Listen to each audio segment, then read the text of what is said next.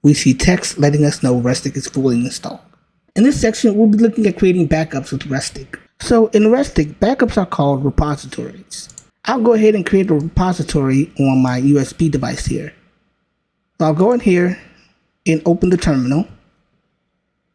And to create a repository, we use the init command, or initialize repository. So we can come in here and do restic -r and then name the backup or repository. Just like in the introduction video, I'll just call this backup media. And then init. Restic will now ask you for a password.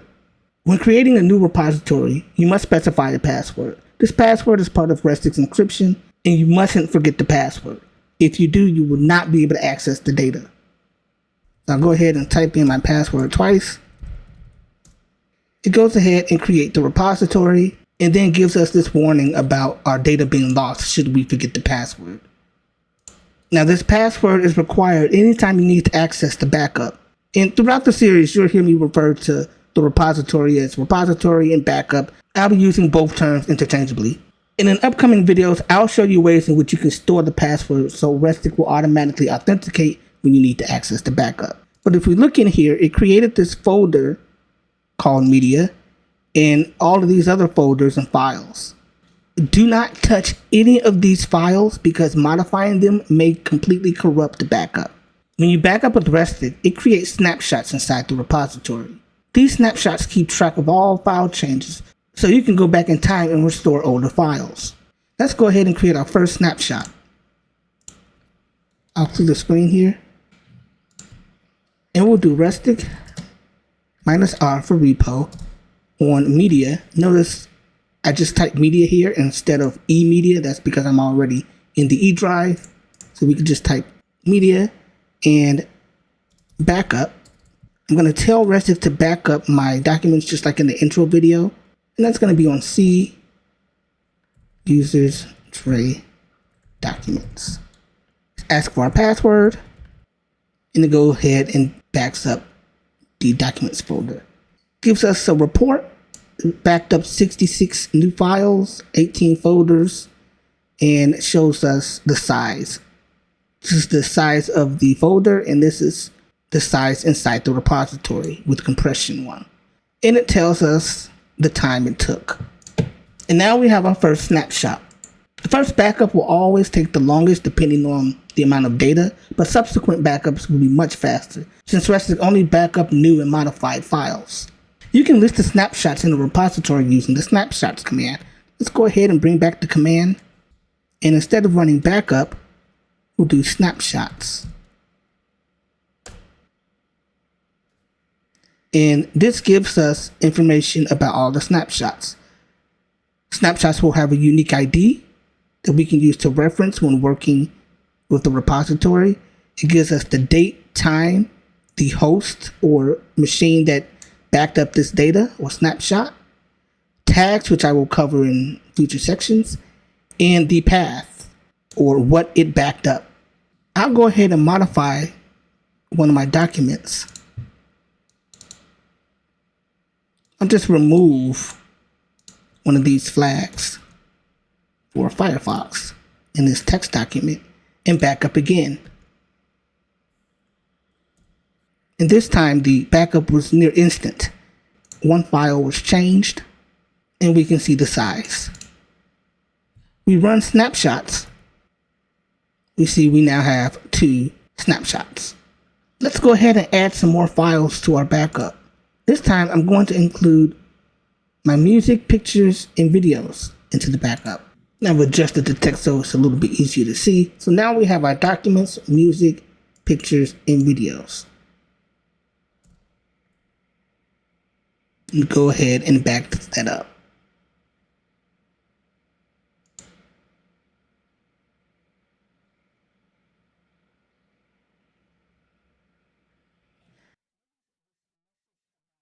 Notice this message about no parent snapshot found. We'll read all files. When Restic creates a snapshot, it uses a parent snapshot to reference from for subsequent backups. This helps speed up newer backups. Since my music, pictures, and videos weren't part of the original parent snapshot, Restic had to go and create a new parent.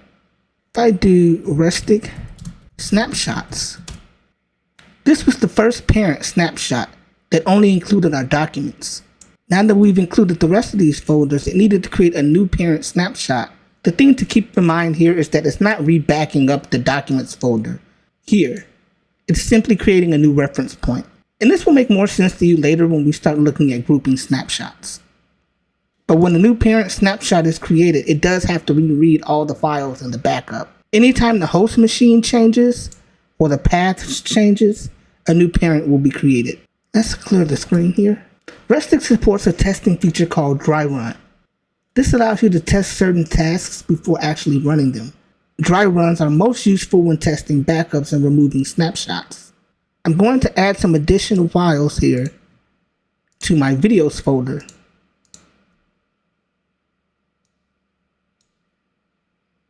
And I'm going to run my backup again, but this time I'm going to apply the dry run option. Running this, Restic will go through the motions of backing up, but not actually back up any data.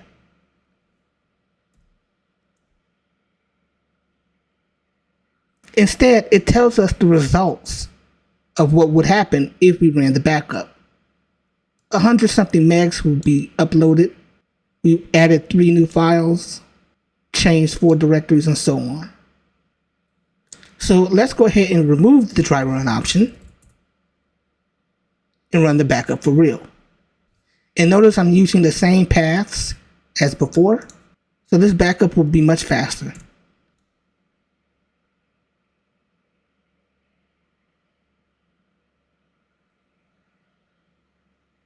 And it's done.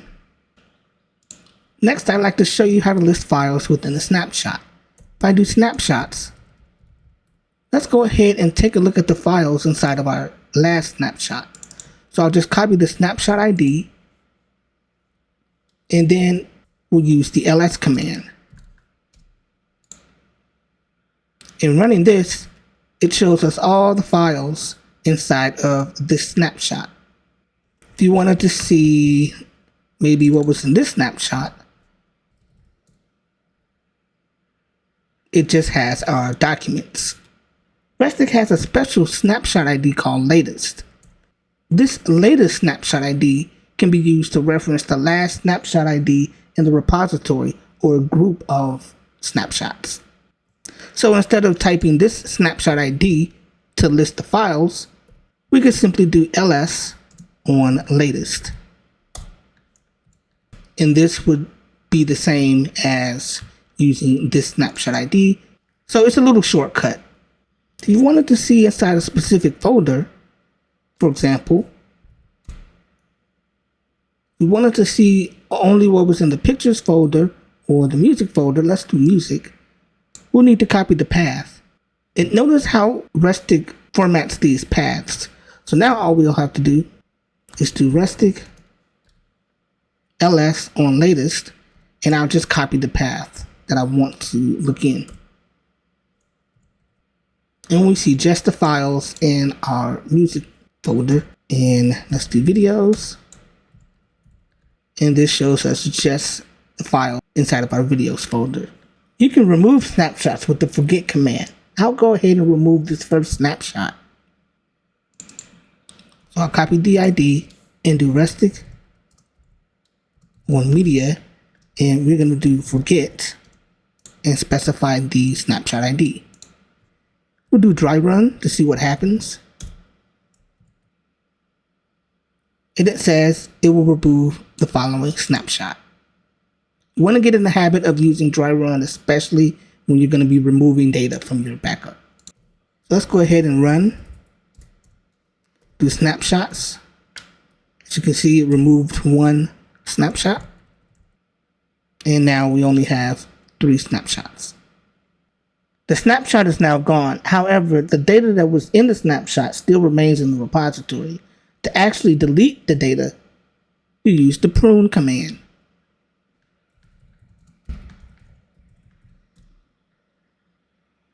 And this tells us the amount of data that is actually going to remove when we run the prune command.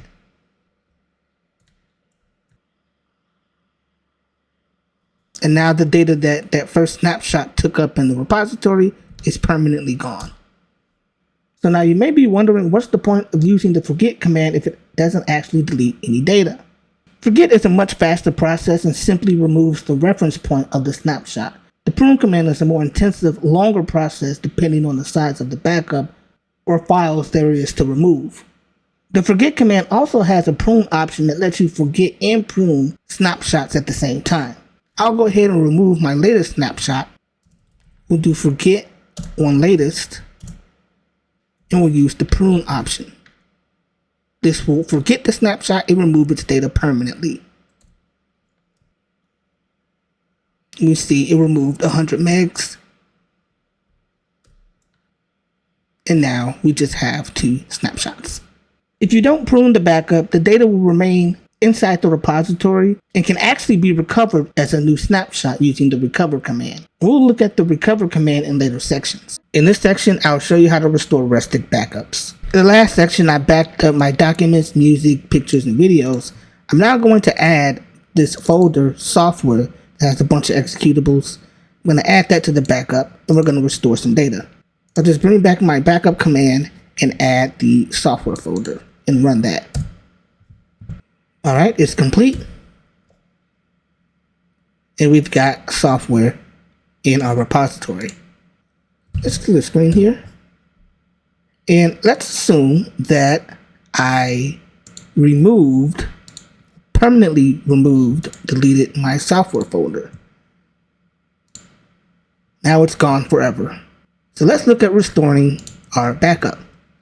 There's a couple of ways you can restore. You can restore an entire snapshot. You can restore specific folders or files.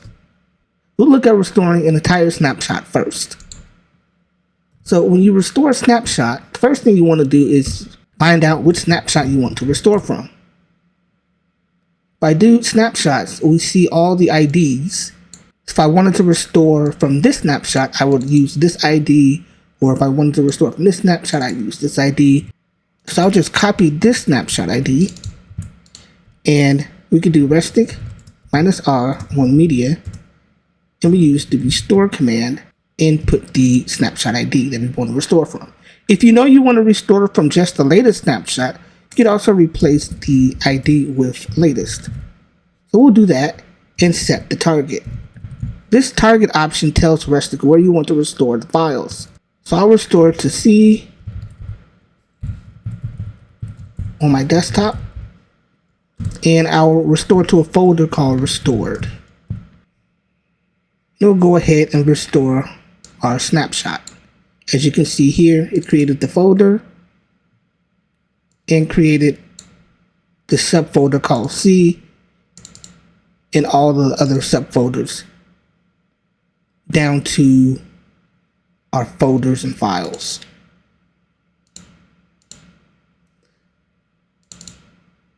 And we can see our software folder is back.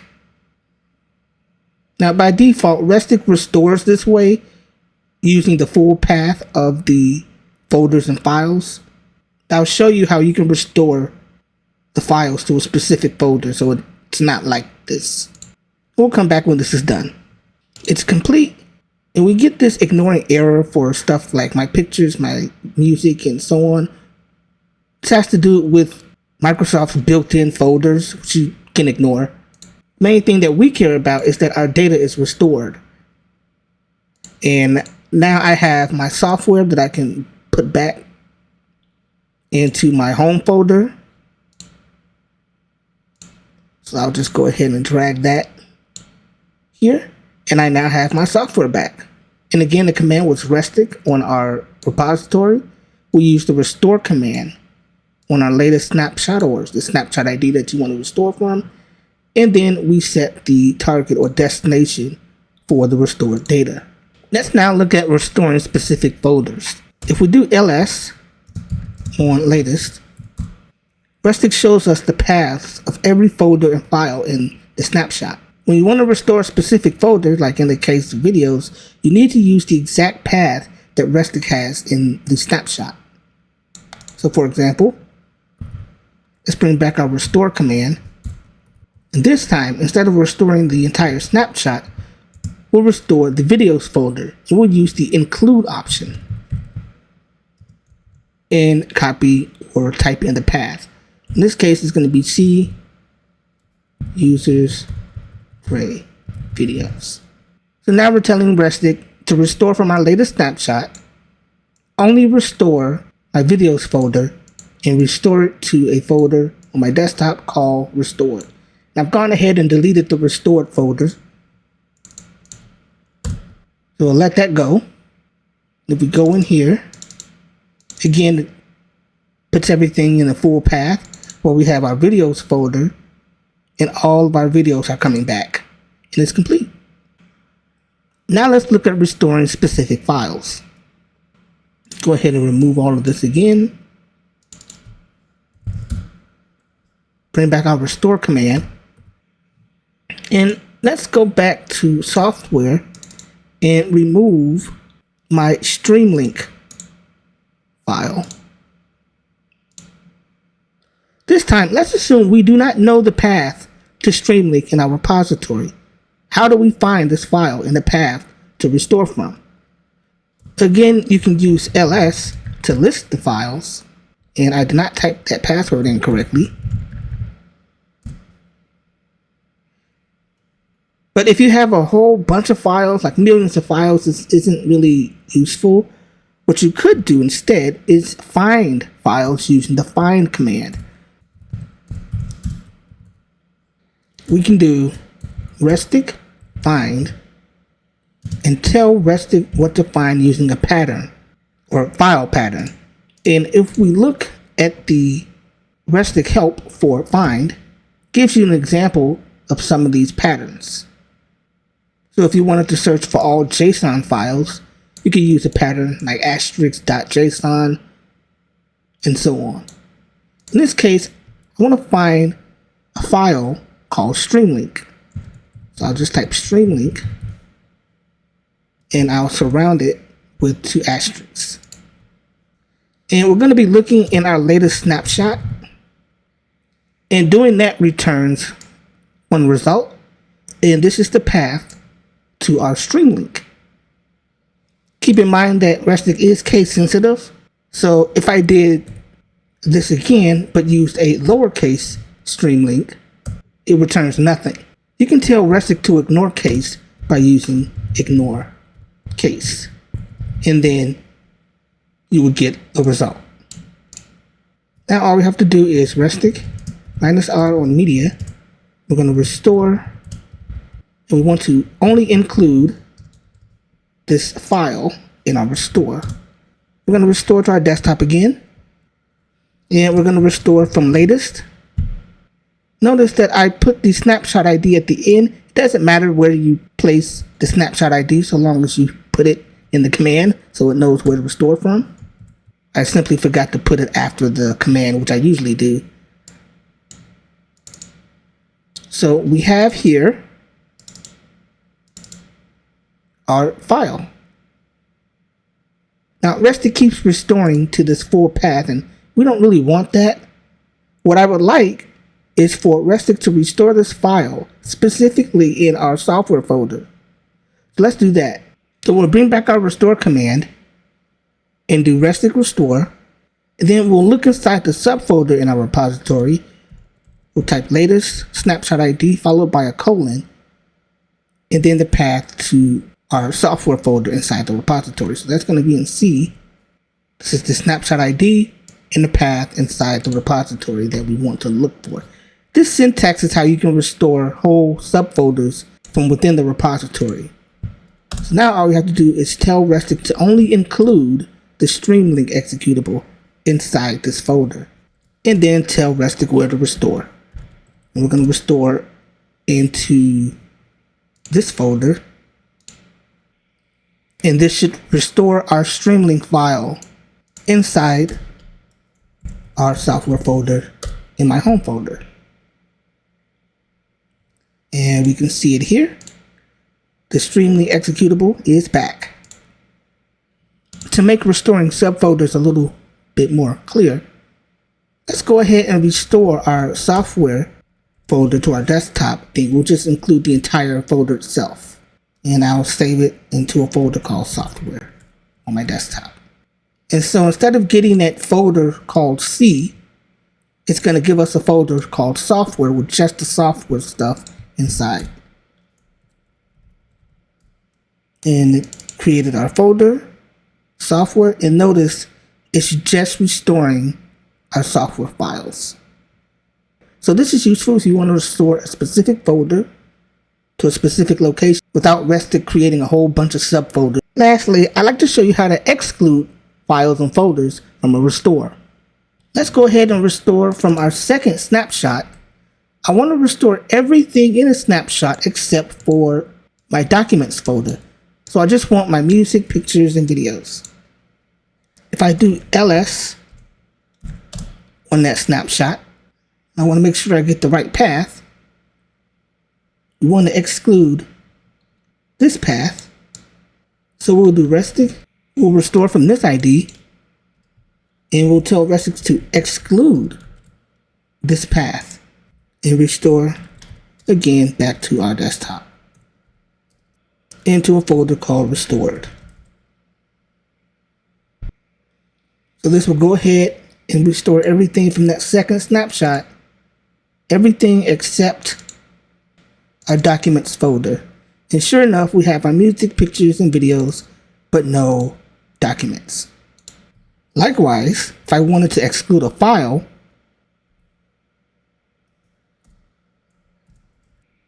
let's go ahead and restore our documents, but let's exclude our Firefox flags file, txt.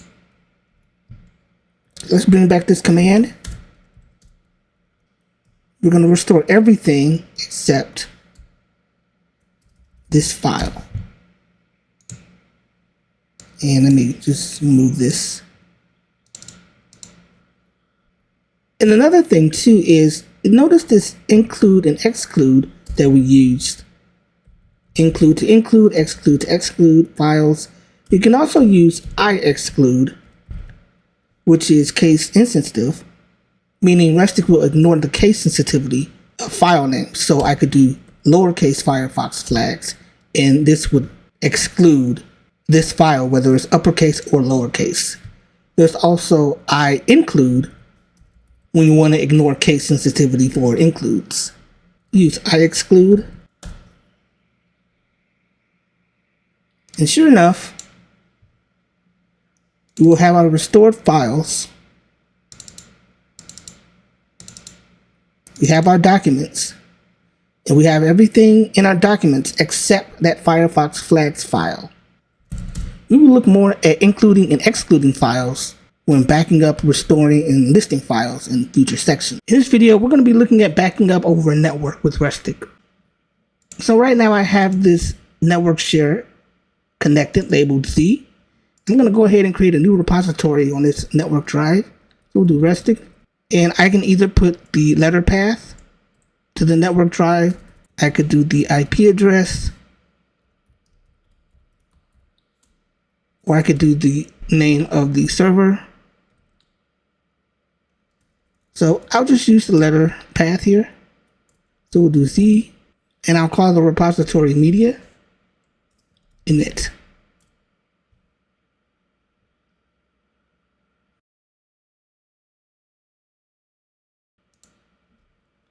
We do snapshots. We have nothing. Let's go ahead and back up some data. We'll do backup, and I'll back up my documents. And there we go. And it's done. We list our snapshots, ls on latest, and we see our documents in our one snapshot. Let's do this again, but this time let's go ahead and add our other media folders. I'll add videos and music. And this time, I'm going to supply the read concurrent or read concurrency option. This allows you to specify how many files Restic should be transferring at a time. By default, I believe it's set to 2, but we can increase this if we want more transfer. I'll change it to 5. And you'll notice we have more files being transferred. And it's complete.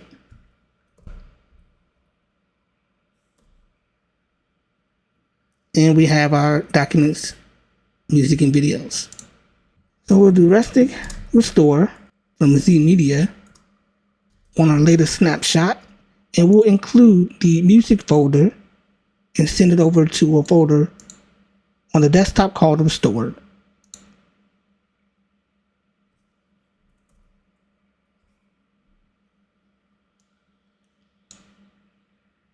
And we see our music folder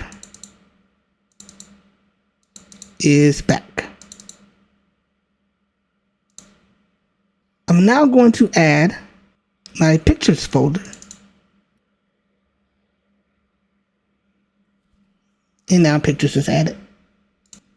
So you can see, pretty simple to back up to a network. Now, I want to show you backing up from a network. I'll go ahead and create a new repo on my desktop here and call it media.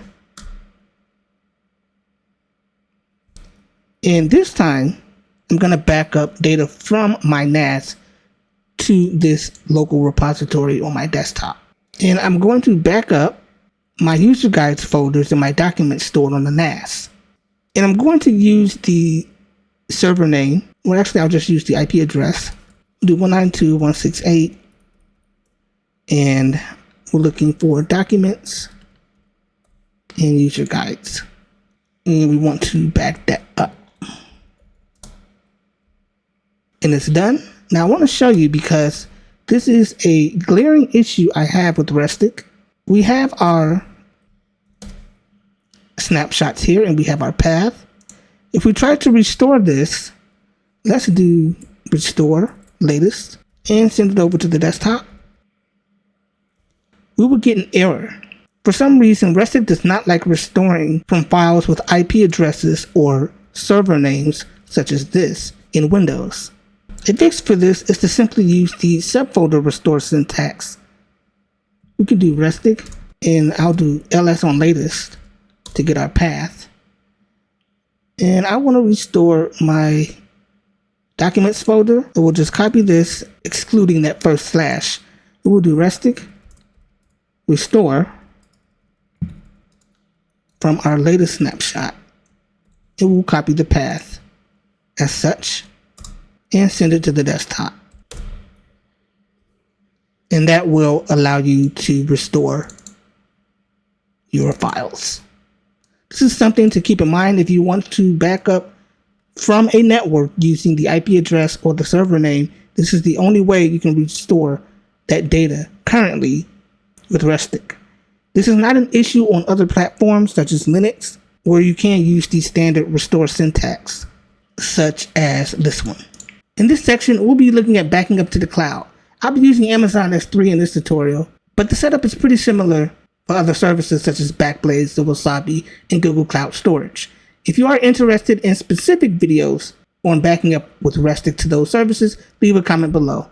This page details how to set up cloud backup with Restic for various different services such as Amazon S3, Backblaze, Google Cloud Storage, and it goes into specific details for each service.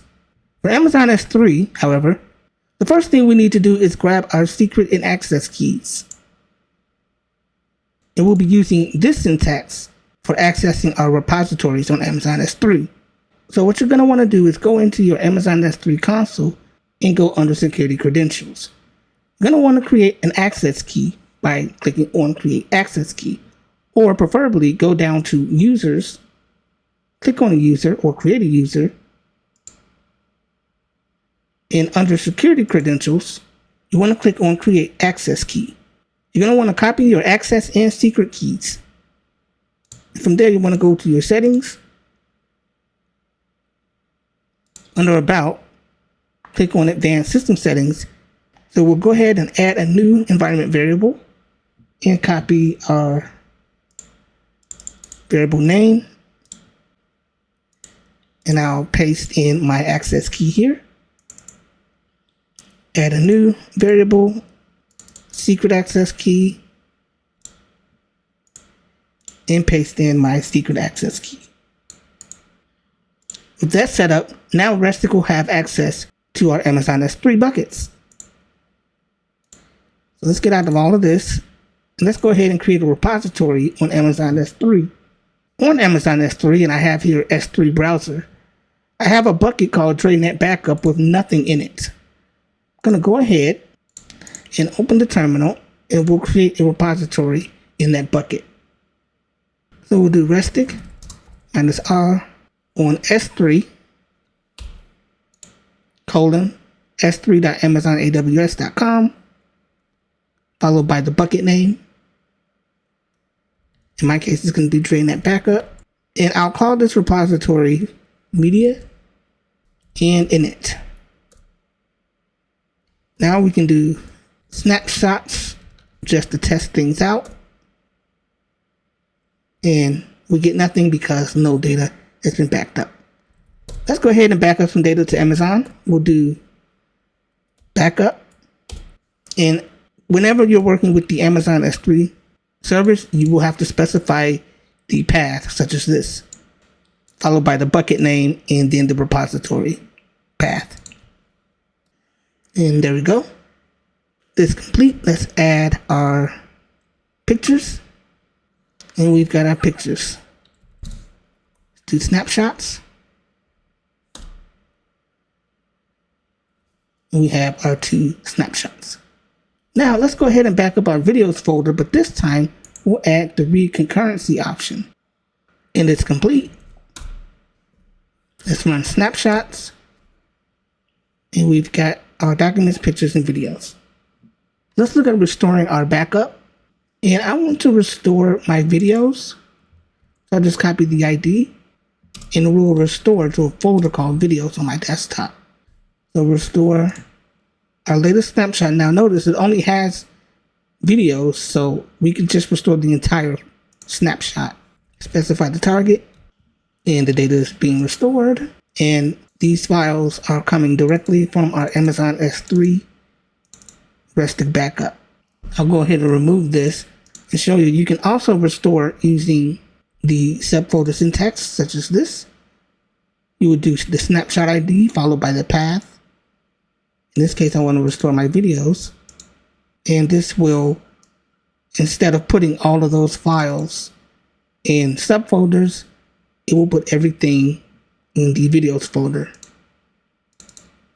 Let's do pictures, and we'll put that in the pictures folder and use its ID. And now our pictures have come back with all of our stuff. The last thing I'd like to mention are extended options for Amazon S3 using Restic. If you do Restic options, gives you a list of options for specific services. For S3, we have the option to change the bucket lookup, the number of connections for concurrent transfers, the S3 layout. We can set the region, and this can be done using the -O option. So I'll go ahead and back up my music. It will supply the S3 connections option. So we can do -O or _option, and then S3 connections. We'll say it'll be equal to 10. And it's complete. In this section, I'm going to show you how to manage your repository passwords in Restic. I'll show you how to store your passwords so that Restic can automatically authenticate without you having to manually put in the password. I'll also show you how to add, remove, and change passwords. So right now, anytime I want to access the repository, we're going to be prompted to enter our password. One way we can store our password so that Restic can automatically authenticate is to save the password in a text file. So I'll create a file here and just call it password and put the password. Then when you want to access the repository, say in a script or a task scheduler or in the command line itself, you can simply just do the command and then supply the password file option and point to the file of the password file. And then you won't be prompted to enter the password. Now you may be wondering if this is a security risk. Well, if you already have the machine set up to run automatic backups anyway, it's going to need to have access to the repository and the password. So as long as it's a trusted device that you're going to use for automatic backups or your own personal machine, then it's not a problem. I'm going to go ahead and delete this file and show you the preferred method of storing your passwords with Restic. The preferred method is to use the environment variable Restic password. So we'll go to our system settings, environment variables. You can also do this by going to Windows settings, about and advanced system settings. So I'll go ahead and add a new environment variable and call it Restic password and type in our password.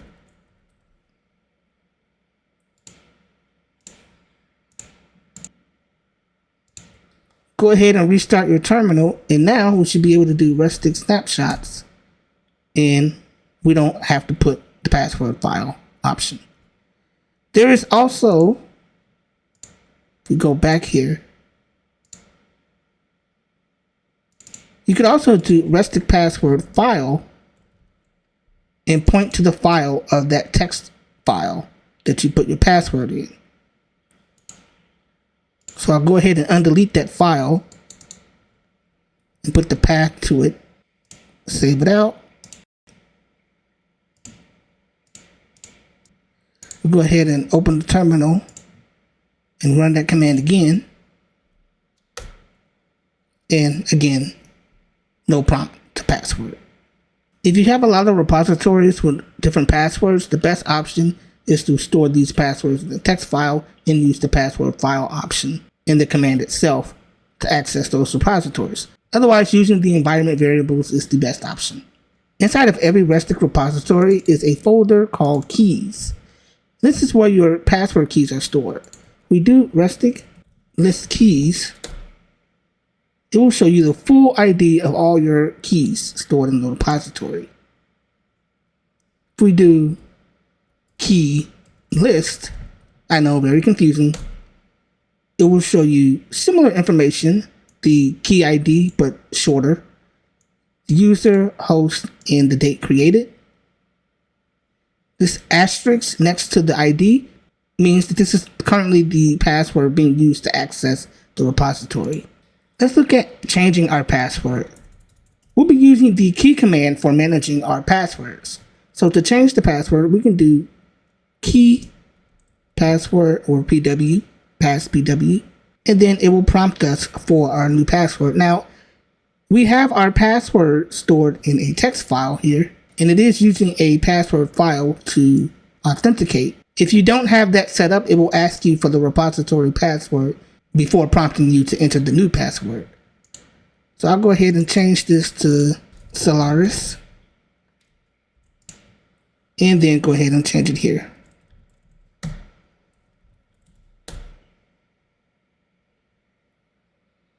It's been updated.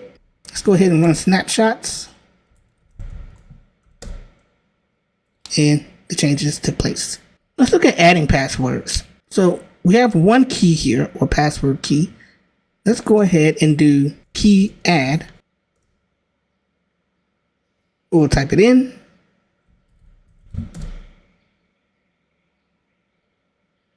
And just like that, a new password is added. We do list. We see we have two passwords or keys.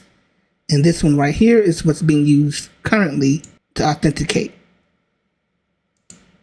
When adding a password, you can also specify things like the user and the host.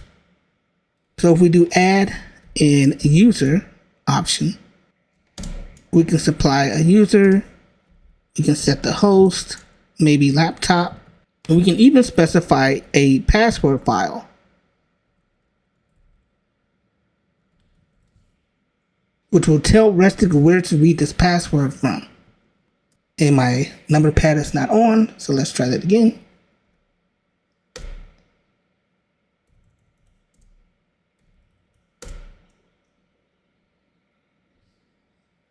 And if I do key list again, we have our new key setup. Now, me personally, I usually just stick to having one password for each repository, as I'm the only person to access these backups and the only person to access all the devices on these backups. Let's go ahead and clear the screen here, and I'll show you how to remove these passwords. If we do key list and bring up our list of keys, we can identify the passwords that we want to remove by looking at the user, host, date created, and the IDs. Let's go ahead and remove these two IDs. We'll do the key remove followed by the ID. And that key is removed and we see it gone from our key folder. Go ahead and delete this one. Not like that, but like this. Key remove and the ID of the key. And it's gone. One last thing I'd like to mention before ending this section is the master key. The master key is a key that's generated when a repository is made. This key cannot be changed. Your password keys are used to decrypt this master key. If you remove the key that was shared to another user, they may still be able to read the data from the repository if they copied that key prior to you removing it from the repository. In such cases, the solution is to simply copy the repository, which will generate a new master key. While this is a situation most users will never encounter, I did feel it was important to mention. And there are 2 posts from the Restic forum that goes into more detail about that. In this section, I'm going to show you how to list your Restic repository snapshots in more detail. So I've got my backup here on my E drive. I'll go ahead and open the terminal and see what's inside this backup. So the first command we'll be looking at is snapshots, and then we'll cover ls or list. So we'll do media snapshots, and again, this just shows us the list of all the snapshots or backups that we've taken. Now, since the last video, I've done a backup on my main laptop here. So we see here I have 4 snapshots. Snapshots again will list the ID, the date, the host machine, tags, and the path. And this paths will represent the folders or files that you chose to back up for that snapshot. If you want a more condensed view of snapshots, you can use the compact option. This simply lists your snapshots but does not include the paths, so it's a lot more condensed. You can also filter snapshots. For example, let's say I just wanted to see snapshots from my laptop.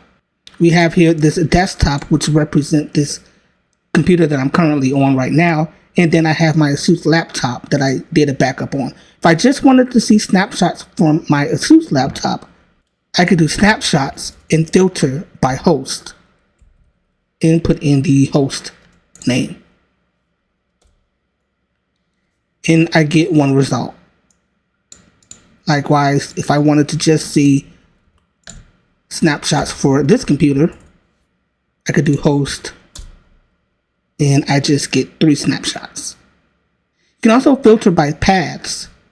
For example, if I only wanted to see snapshots that include the path users create documents, I could do snapshots path and then put in the path. If the path has a space in it, you want to surround it by double quotes. And we get all snapshots that include the path users create documents. You can filter by tags, and we'll look at tags in the upcoming video. But if I do snapshots, and we see I have a snapshot with the tags docs. If I do snapshots tag docs, it will list all snapshots with that tag. You can also combine some of these filters. I'm going to quickly add a tag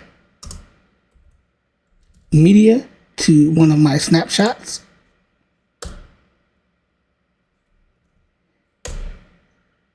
And now we have this snapshot with the tag media. Let's go ahead and filter out by this tag and by the folder music. So I do Restic snapshots, and I'm going to filter out by tag, media, and path the music folder. So I'm saying look inside the snapshot, but only snapshots that have the tag media and have the path music. And it returns one result. Tags are incredibly useful for organizing your snapshots if you're backing up lots of different folders and files to a single repository. Again, I'll be covering that in the upcoming video. These filters can be used multiple times in the command. For example, if I wanted to see snapshots with the tag media and docs, I could do tag media and tag docs. And I get 2 results. This can be done with host, media, and paths. In Restic, there's a special snapshot ID called latest. We looked at latest in previous sections, but basically it references the last snapshot for a given host and path. If I do snapshot latest, it simply returns this snapshot, which is from my laptop, but I can also look at the latest snapshot for my desktop by specifying the host. So what I'll do is I'll just copy this, bring this command back, and I'll do latest on host. And you see, it gives us the latest snapshot from my desktop. Likewise, if I wanted to see the latest snapshot that have the path music, I could do snapshots latest, path, music. And it gives us this snapshot. Let's take a look at grouping. So grouping is a way to display your snapshots by tags, paths, hosts, and so on. So let's go ahead and do that. Let's do snapshots, and we'll use group by tags. And what this does is it organizes all of our snapshots based on tags. So the first group, which have no tags, and then the second group, which has the tags docs, followed by this group that have the tags media. Let's do the screen here, and let's do group by host. And the first group lists snapshots where the host is this desktop, and the second group lists snapshots for the laptop. And likewise, we could do path. And you can see under each of the listings, it shows you the path that it's filtering out from.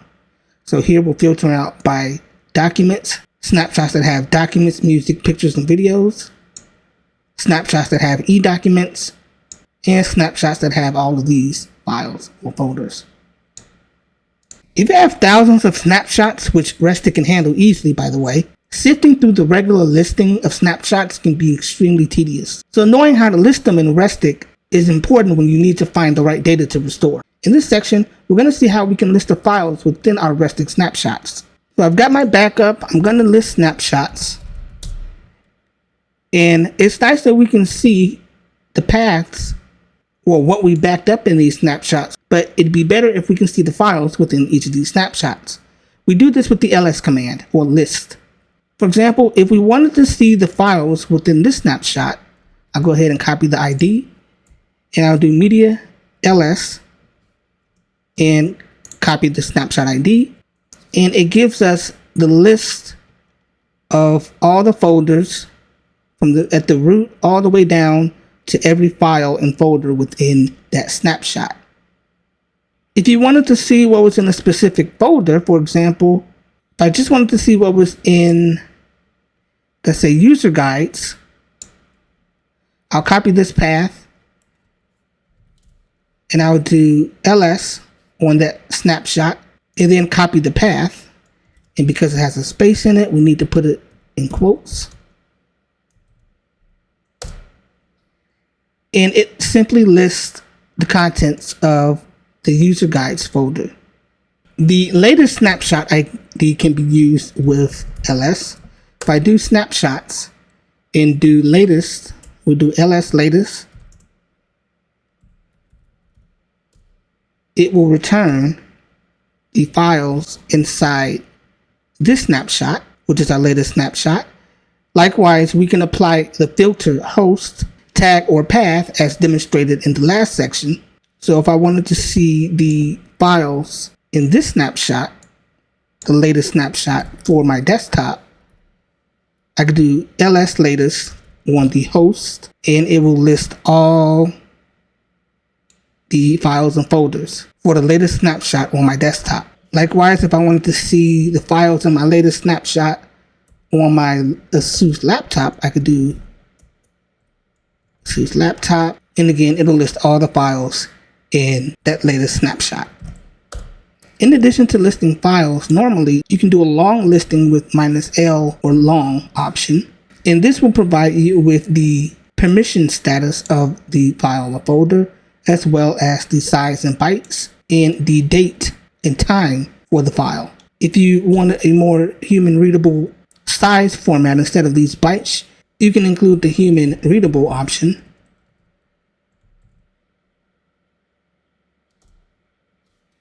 And this will list the size in kilobytes, megabytes, gigabytes, and so on. These paths represented in ls are the paths that you're going to need to use when you want to restore the file or folder, or when you want to list into a directory or folder. Like in this case, where I just wanted to see what was in my music folder, we had to specify this path, which is not to be confused with the path listed here under the snapshots. The path under the snapshots command simply tells you what you backed up into the repository. If I wanted to see what was inside a snapshot that had the path see users straight documents, I could do ls on my latest snapshot and filter by the path documents, which should return everything inside of this snapshot, since it's the latest snapshot to have see users straight documents. And it gives us all the files and folders from that snapshot. It can be a little confusing, but it is what it is. Let's look at searching for specific files and folders within our Restic backup. So I've got my media backup here on my E drive, and we've got our list of snapshots. Now let's say there's a specific file or folder that you want to check or make sure that it's in your backup. We can search our Restic repositories with the find command. We do Restic -R on media, and I'll do find, and I'll search for sounds. Now Restic is case sensitive, and when specifying a file or folder, it has to match exactly. So I'll search for sounds and see what it gives us. And it found one result, this folder inside of this snapshot, which is our latest snapshot here. Now running this command searched the entire repository, so it went through and searched all of these snapshots to find this path. We can tell Restic to only look in a specific snapshot with the -S or snapshots option. And then it will tell it to look in this snapshot and provide the snapshot ID. And it returned nothing. Next, I want to search for a file called allsorts.mp3. I'll use the shorthand of snapshot -S, and it returned this path. So when you want to search within a specific snapshot, you use the -S option followed by the snapshot ID. Let's try that again, but this time I'll use the lowercase all sorts, and we get no result. Again, Restic is case sensitive, but you can ignore this using ignore case option, and it gives us our result. There's a -long option that we saw in the last section, or -L, and this gives you more detailed information about the file or folder, and the human readable option is available to get the size in a more readable format. We can apply filters to our find command. For example, using find on music returns all of these snapshots. But if I filter by, say, tag, and I'll filter with the media tag, so this should tell the find command to look into any snapshot that have the tag media. In this case, we should get one result instead of two.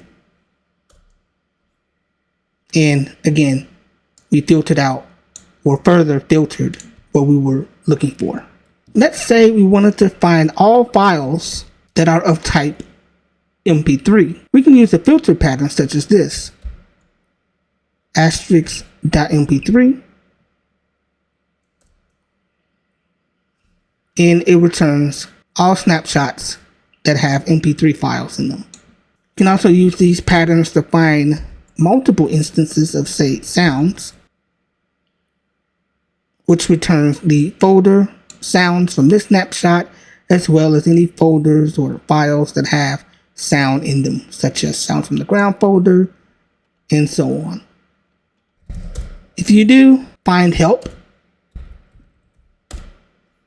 gives you an example of these filtering patterns, like we just did *.mp3 to find MP3 files. And it's just that easy to find files and folders within your repository. In this section, we're going to be looking at organizing your backup repository with tags. In my opinion, tags are an incredibly useful and important feature of Restic, and it makes managing your Restic backup so much easier. I have a backup full of virtual machines here that I've shown in previous videos. What I'm going to do to give you an example of how well tags work, if I do snapshots on VMs, we'll see I have a bunch of snapshots, and for each of my virtual machines, they have their own dedicated backup with their own retention policies and so on. But I back them all up to a single repository, and I organize them with these tags. So you can see I have a tag for Windows, Debian, Mint, and so on. And if I do snapshots and filter by tag, I can filter by Windows, and I get 3 results. Or I can filter by Windows and, say, Ubuntu tags, and I get more results. All throughout Restic, you can filter by tags when you want to list files, snapshots, and most importantly, when you want to apply retention policy, whereby Restic will remove older snapshots to organize your snapshots with tags, especially if you have your backups split as individual backups to a single repository. Let's start by applying a tag in a backup. So I'm at my media snapshot again, and we're going to back up my media files, my documents, music, pictures, software, and videos. And I'm going to apply the tag option and give it the tag media. This will create a new snapshot, and we'll have 2 snapshots with the media tag applied. And it's done. We'll do snapshots, and we now have 2 snapshots labeled media tag.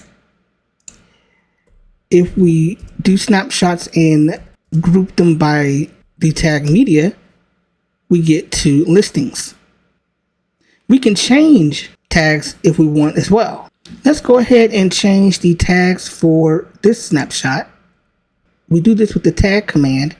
So we'll do Restic tag, and we'll use the set option and pass a list of tags. So I'll change it to files. You can do multiple tags by separating them by comma. So I can do files and maybe docs, and I'll specify the snapshot ID, and you can pass multiple IDs too. So we'll set that. One snapshot has been modified. If we do snapshots, we can see this snapshot now has files and docs. Let's go ahead and change it back to just media.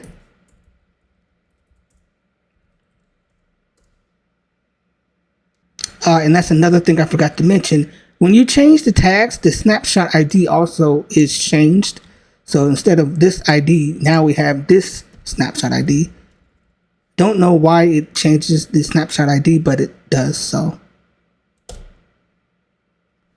Now when we do snapshots, we see it's back, and we now have a new snapshot ID. Let's go ahead and change all of the snapshots labeled media tag, And we will, instead of calling it media, we'll call it files. And we can supply the snapshot IDs, or we can use the tag option and specify what tag we want to search for. In this case, we're looking for media. So we're saying we're going to set the tag to files on all snapshots that have the tag media. So this is going to change the files, and this is going to change the files. 2 snapshots were updated, and those snapshots that were labeled media are now labeled files. Let's reverse that again, but this time using the snapshot ID. So I'll copy this and copy this, and we will change them back to media.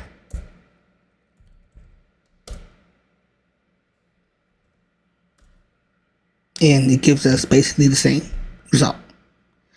But just be aware that it does change the snapshot ID, which always gets me. Now what I'm going to do is filter by host. I'm going to apply the media tag on all snapshots from my desktop. So let's go ahead and do that. So we're going to set the tag to media, and we're going to filter by host.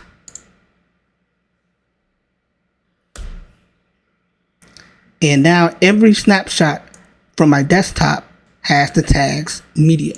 Now this set option overwrites any existing tags that are present. If you just wanted to add a tag, let's go ahead and add a tag to this snapshot. We can use the add option. And because I can't think of anything original, I will just put example. And this will add the example tag to the snapshot. As you can see, it appended that example tag next to docs. Likewise, we can remove tags with the remove option. Let's go ahead and remove that. And I'll copy its new snapshot ID. We will remove the example tag. And now it's gone. The path filter also works with the tag command. So if I wanted to add that example tag again, and maybe I want to filter by path. So add the example tag to all snapshots with the path e-documents, which should just be this one. And we got example back. So it's pretty simple, and the end result is when you want to remove snapshots, I feel it's much easier to do with tags. I'm going to go ahead and add the example tag to this latest snapshot, and I'll show you what I mean. Consider this command.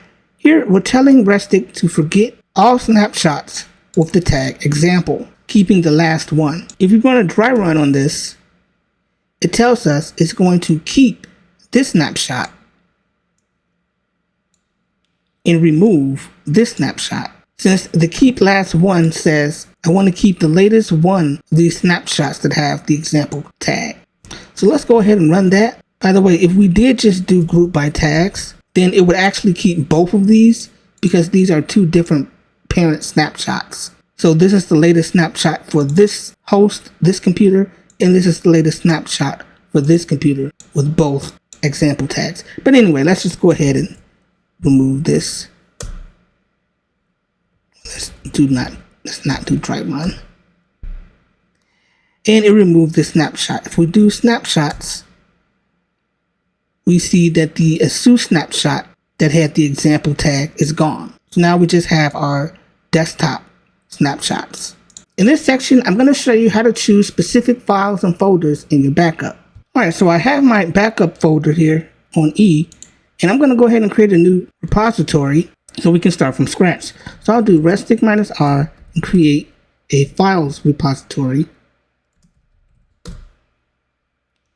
And I want to back up some of my media. So like in previous videos, we would do Restic backup and provide a list of files and folders for Restic to back up, such as this. And it's complete. Now, that was a bit much. If you have a whole bunch of folders and files, this is not very practical. It'd be much easier if we can put this list of files and folders in a text file that Restic can look at. So let's do that. We'll go ahead and create a text file, and I'll call it include.txt. And in this file, I'll list all the files and folders that I want Restic to back up. This is very useful if you have sources from different locations, such as a network, USB device. It's much easier to just store all of it in one file like this. So I've taken this list of folders and put them in a list in this text file. Now we can use the files from option. We do files from and then point to the location of the text file. And it didn't need to back up anything since the data has already been backed up. Let's run snapshots. We've got our 2 snapshots. And it's just that easy to include and specify a list of files and folders to include in your backup. Now, what if you wanted to exclude specific files and folders? We can use the exclude option. There's also exclude, which will ignore case sensitivity, and we can specify a file. Let's first start with the exclude command. And I'm going to go ahead and first remove our snapshots. I'll just use forget latest twice. And we'll back up everything except we're going to exclude any folder labeled WAPW, which I know is in my documents folder. So I want to back up all of these folders, but I don't want the WAPW folder in my backup. Or we could explicitly state we don't want with the absolute path. But I'm fine with this, so we'll go ahead and do exclude WAPW. And this is done. If we do ls on documents, we see no WAPW folder in our documents path. Just like with the files from option, we can do exclude file and point to an exclude file for Restic to exclude files and folders from. In this case, I'll call it exclude.txt, and I'll go ahead and create that file here. So exclude.txt.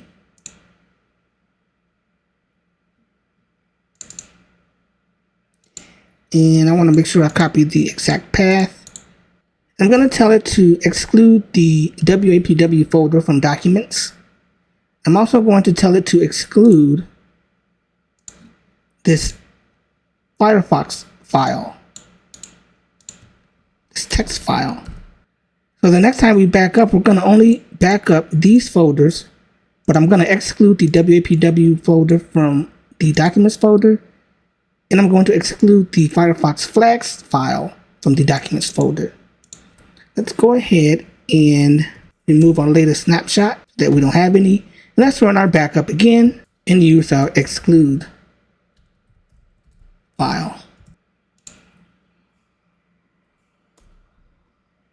Let's run ls on latest documents. And we see we have no WAPW folder and no Firefox flags text file. The same file filters that we've been using in previous sections will apply to the exclude as well. So if you wanted to exclude all MP3 files, for example, you could do star or asterisk.mp3, and this will ignore all MP3 files from your backup source. We do Restic backup help. You can see the options for the backup command, where we have exclude followed by a pattern. We have exclude followed by a pattern. We've got the exclude file, and you can also do exclude larger than size, which is very useful if there's certain files that are like really big that you don't want included in your backup. So that's very useful. And exclude if present. So as you can see, it's pretty simple and straightforward to include and exclude specific files and folders in your backup. In this section, I'll show you how to back up to multiple PCs using a single Restic repository. This is especially useful when you're backing up over a network or to the cloud. In fact, for this demonstration, I'll be storing my backup on my NAS, essentially creating my own personal cloud backup.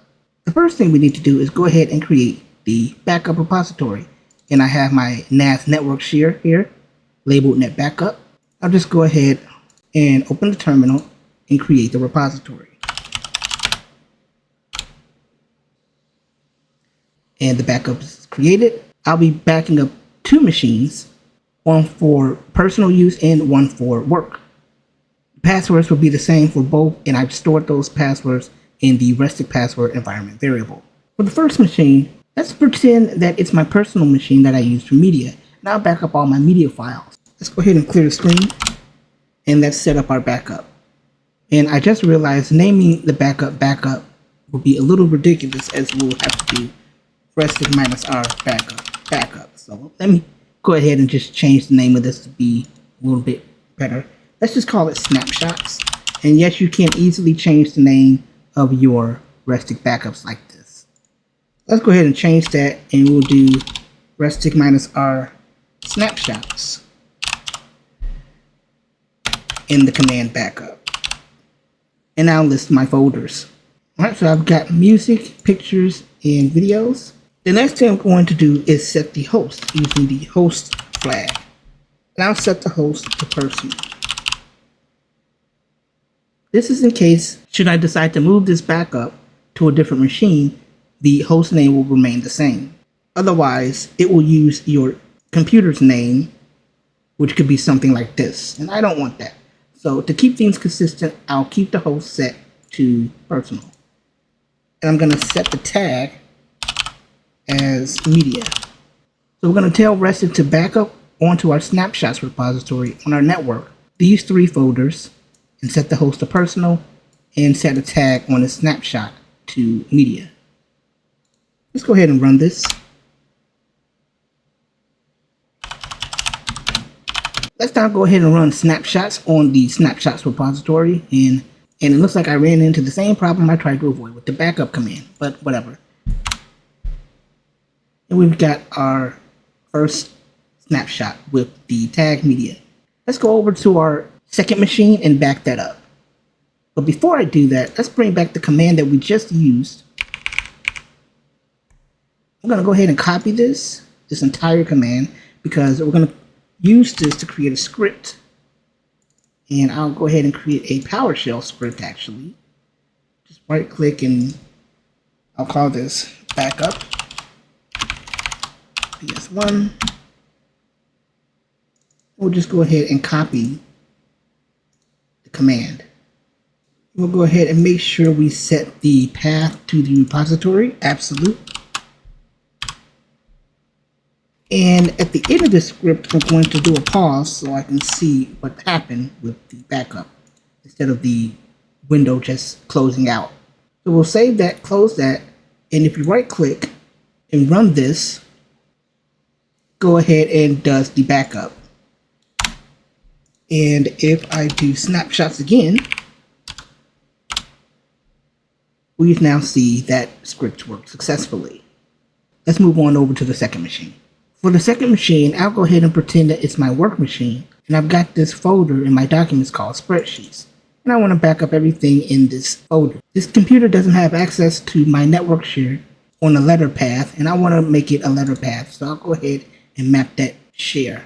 Alright, I've mapped the drive labeled Z. I'll just open the terminal here, and let's back up the documents. We'll do Restic.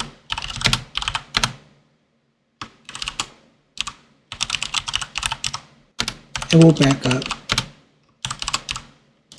these spreadsheets. And I'll set the host to work. And for this particular snapshot, I'll give it the tag spreadsheets. We'll back this up. And I accidentally used the uppercase for host. It needs to be lowercase. And that's done. Went ahead and added these new 5 files. If I do snapshots on snapshots,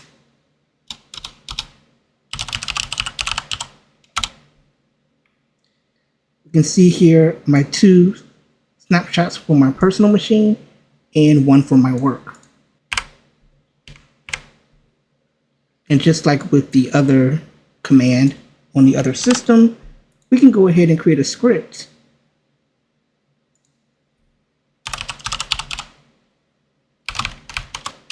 such as this one, so that we can easily run it whenever we need to. And for some reason, this is one on the open in PowerShell or Notepad. Let's open it with Notepad++. And with that, if we come in here and drag that file over to PowerShell and run it, it works successfully. And running snapshots, we now have 2 snapshots for our work. We just wanted to see work. We could filter by host.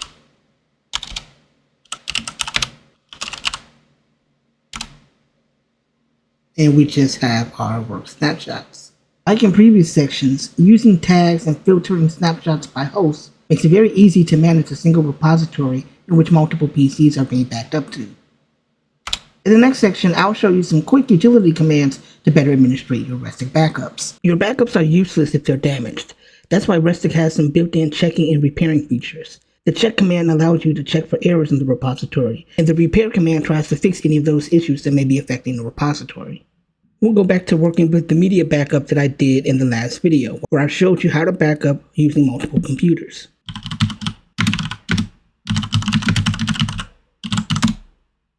Here's what we have with our snapshots. Again, we have these 4 snapshots. Let's go ahead and run a check on this repository. So if we do Restic check, and we'll apply the read data flag. And what this will do is read all the data in the repository and check for errors.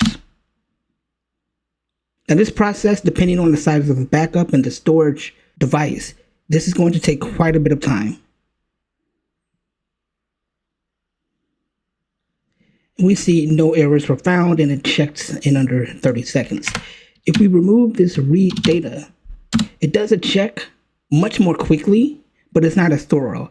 So when you want to check for errors, you want to use the read data flag. Because the read data flag reads the entire repository, this can be extremely taxing on your hardware and expensive, especially if your backup is on a cloud service like Amazon or Backblaze. So when should you check for errors?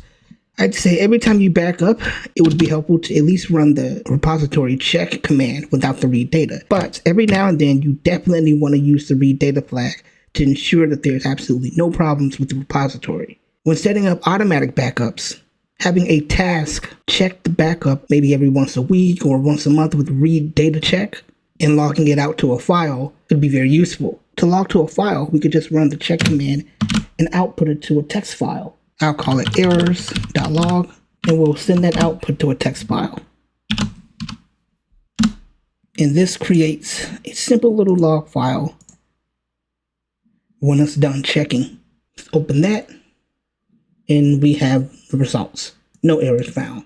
Often errors revolve around damaged files in the repository. Usually, removing and pruning problematic snapshots is enough. Errors can be the result of anything, especially hardware. A damaged drive can easily light up errors in the repository. I don't have a broken Restic backup to demonstrate one to fix, but I can show you some commands that can help you in case you run into errors. We'll look at the Restic repair command. If we do Restic repair, the first thing you want to repair is the index. So we could do repair index. And what this will do is rebuild the entire index, hopefully resolving some errors. If that doesn't work, you can try to repair snapshots. And in this case, nothing was modified because we don't have any broken snapshots. If we run snapshots, if we had some repaired snapshots, what you would see is a new snapshot with a tag repair. Here I have an old backup drive that I just plugged in, and it has a backup of my home theater labeled unknown. A while back, I had problems with this backup and ran into some errors, but I was able to repair those errors using the repair snapshots. If I do snapshots on this repository, we can see that all of those snapshots that were repaired have been labeled repaired. When you run the Restic repair, it will always create new snapshots with the tag repaired. However, those old snapshots will still remain in the repository. You can remove them using the forget flag. And what this will do is go ahead and create those new repaired snapshots and remove the old error-prone ones. Hopefully, these simple commands help fix any errors that may arise in your backups. However, in cases where you're still receiving errors, your best option is to visit the Restic forum.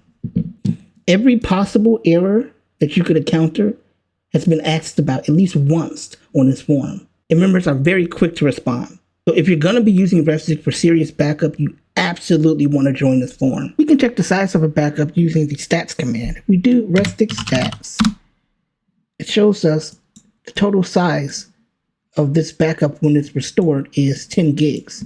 Now the actual size of this backup media is 5 gigs. So why does it say 10 gigs? So what this is saying is if we were to restore this entire repository at once, it would come out to about 10 gigs. If we wanted to see the actual size of the contents, for example, we can use stats with the mode flag and use files by contents. And this more or less shows us the actual size of the backup itself, with all 4 snapshots processed, along with the number of files. We do snapshots just to get a listing of what we have here. We can choose a specific snapshot to check the size of. Let's do stats, and we will copy that snapshot ID. And we see in that first snapshot, it's got a size of 68 megs with 87 files, and it's 1 snapshot. Likewise, we can filter by host, tags, and paths. We do this again, and we say, let's filter out all snapshots that have the path videos. Go to path, and it's processed 3 snapshots, and this is the size. If we were to restore those, if we do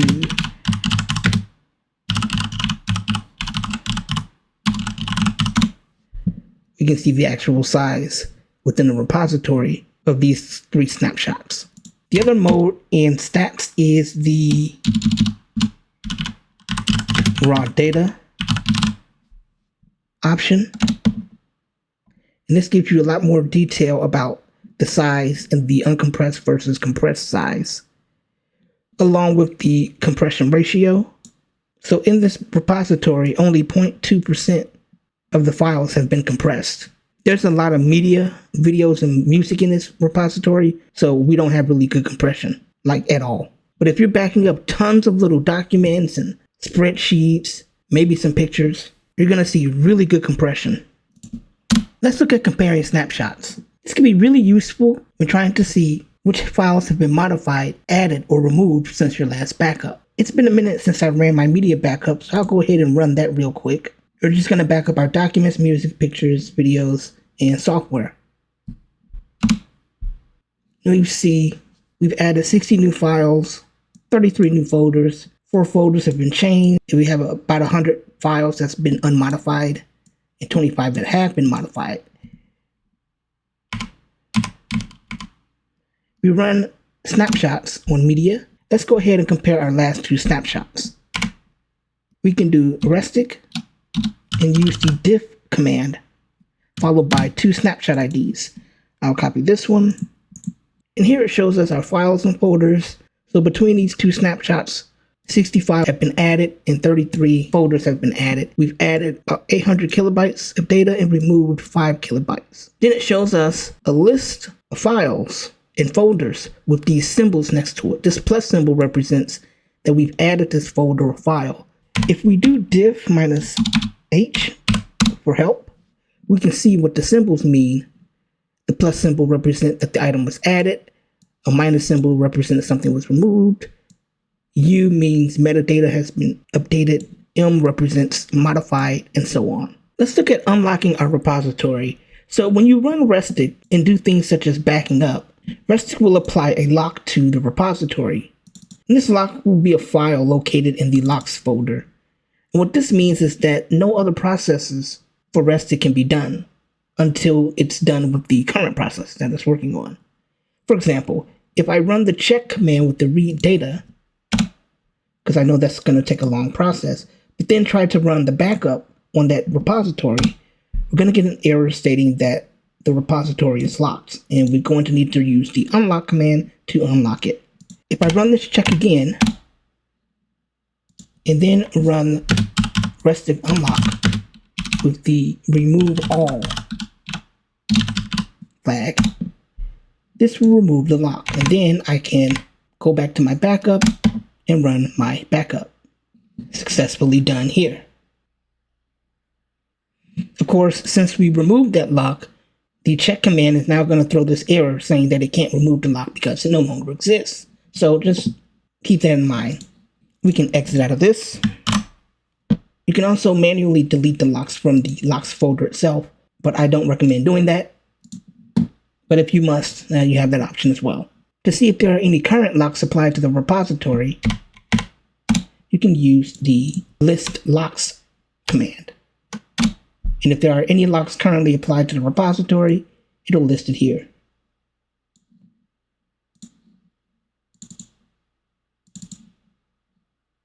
Let's talk about deduplication. Just to recap, deduplication is a backup technique where the program checks that the file hasn't already been added to the backup, not just by the file's name and metadata, but down to the actual bits. With Restic, if it finds that an exact file's data has already been stored in the repository, it won't even bother backing up the file again. Let's look at Restic's deduplication in action. I'm going to go ahead and make a new repository on my desktop here, just called DD. And we'll go ahead and create that. And I'm going to back up just this one video file to this new backup. And we'll do backup. I'll just bring that file over into the terminal here and back that up. We see here that it added 53 megs to the backup and to this backup. Now, if I take this video, I'll copy it to the desktop.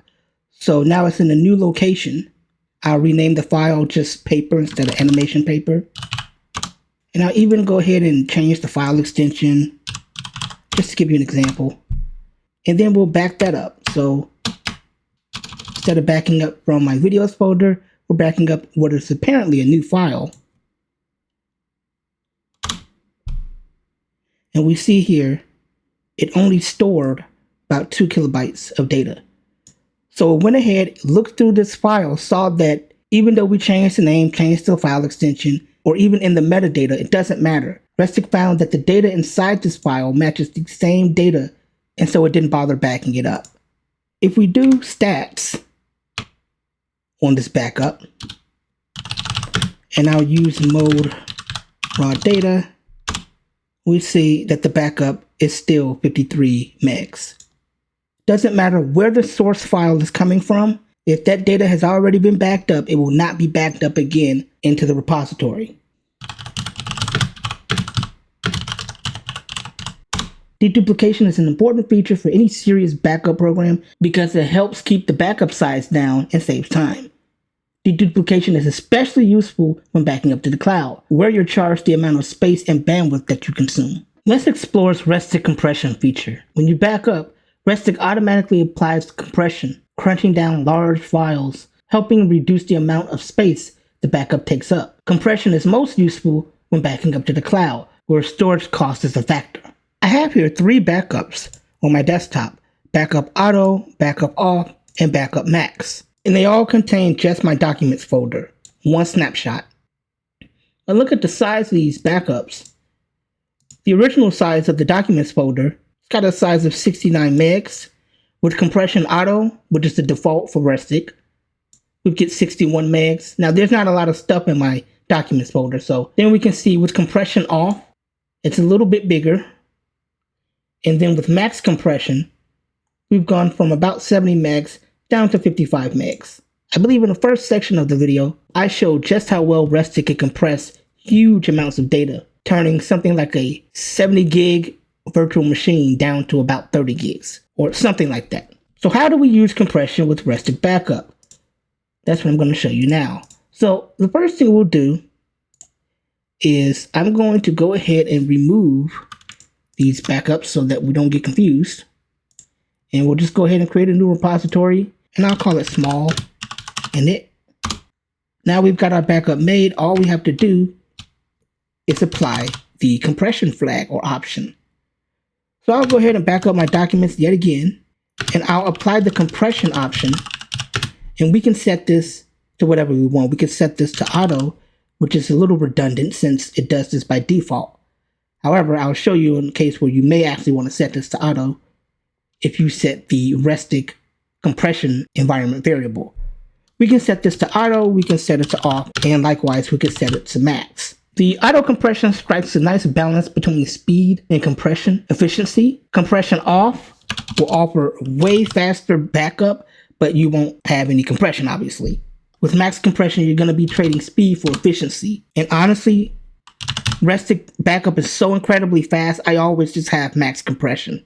And I'm backing up hundreds of gigs of data on a regular spinning disk hard drive. So I'll go ahead and set this to max compression. And I said back, not back up.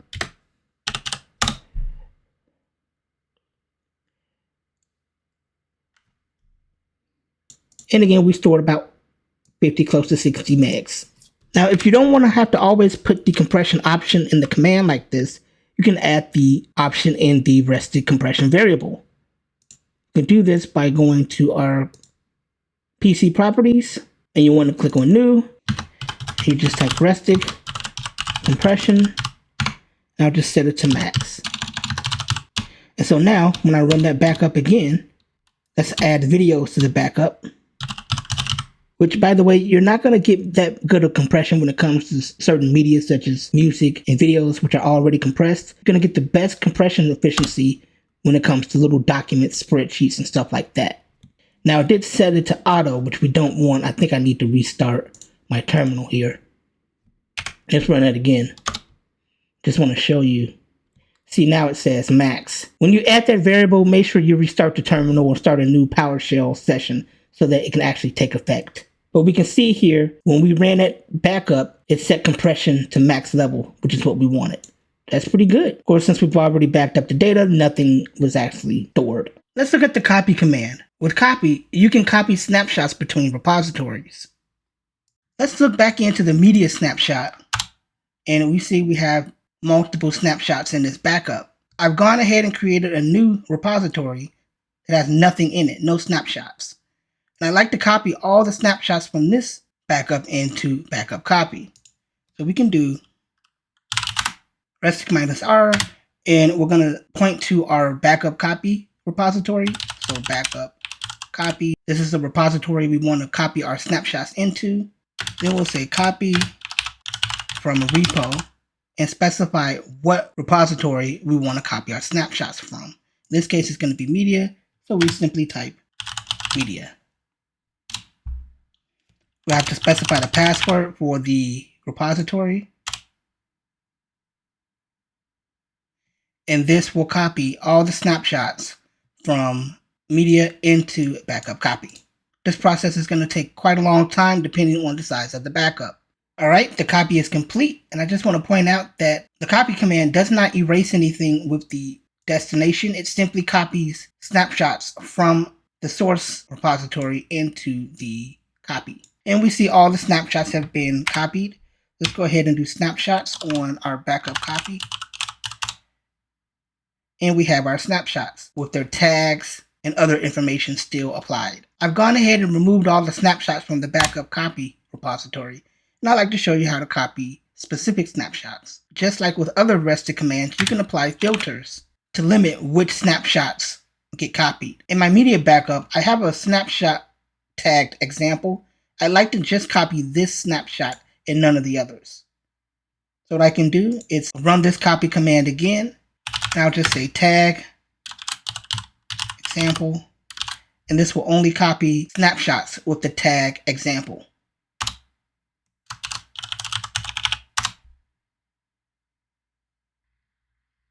We see snapshot has been saved.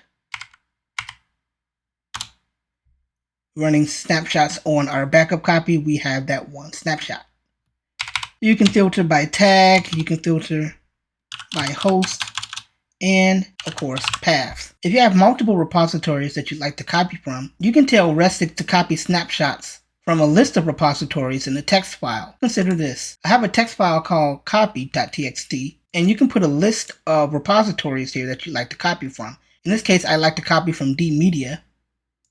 And in our command, instead of specifying from repo, I can do from repository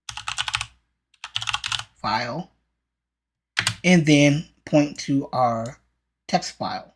And this should copy that one example snapshot. I've gone ahead and deleted the snapshots in backup copy.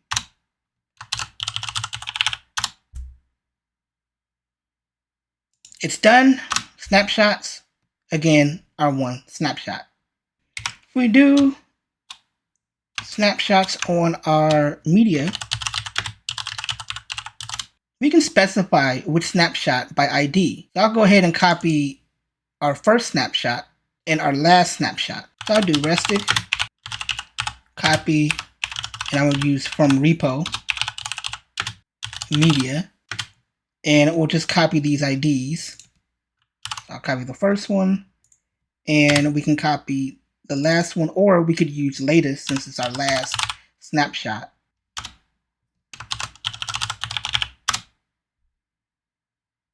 Now this copy went a lot faster because some of the data is already in the backup copy. And you'll also notice that these snapshots have been given new snapshot IDs. Copying in this way doesn't guarantee deduplication for subsequent backups. This means that files that you copied into the repository could be re-backed up again during subsequent backups. You can ensure your copied snapshots retained in duplication using the copy chunk or params option. However, this only works when creating a new repository. So what you have to do is create a new repository, in this case backup copy, and specify the from repo option. We're going to copy from media, and make sure to append the copy chunk or params option.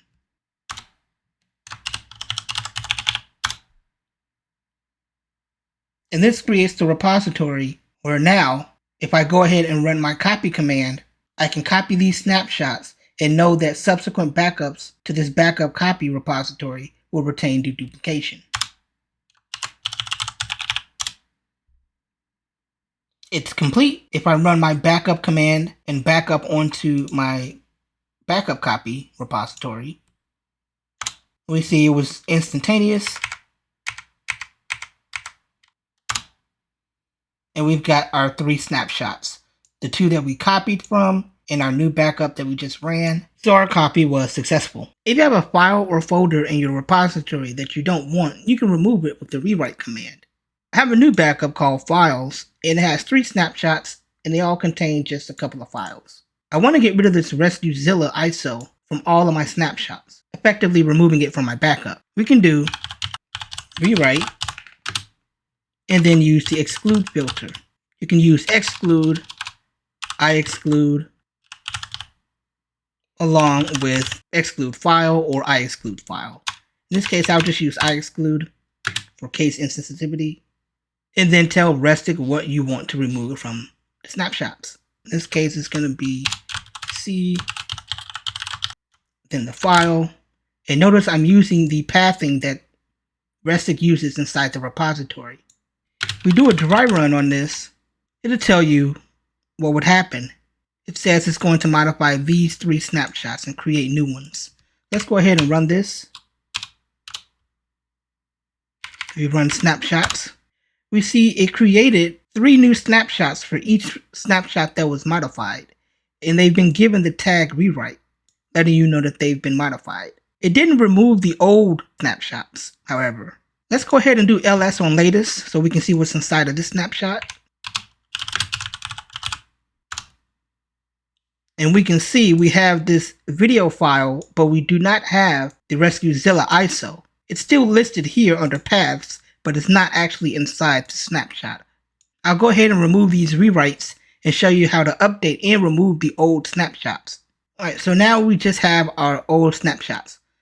I'd like to remove this file and also remove the snapshots that were affected.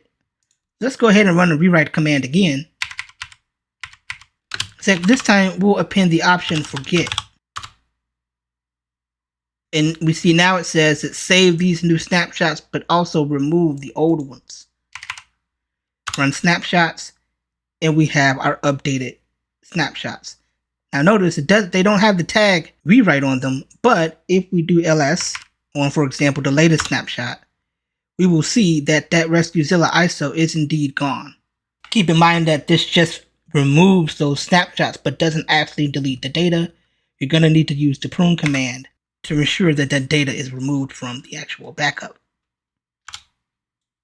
Like so.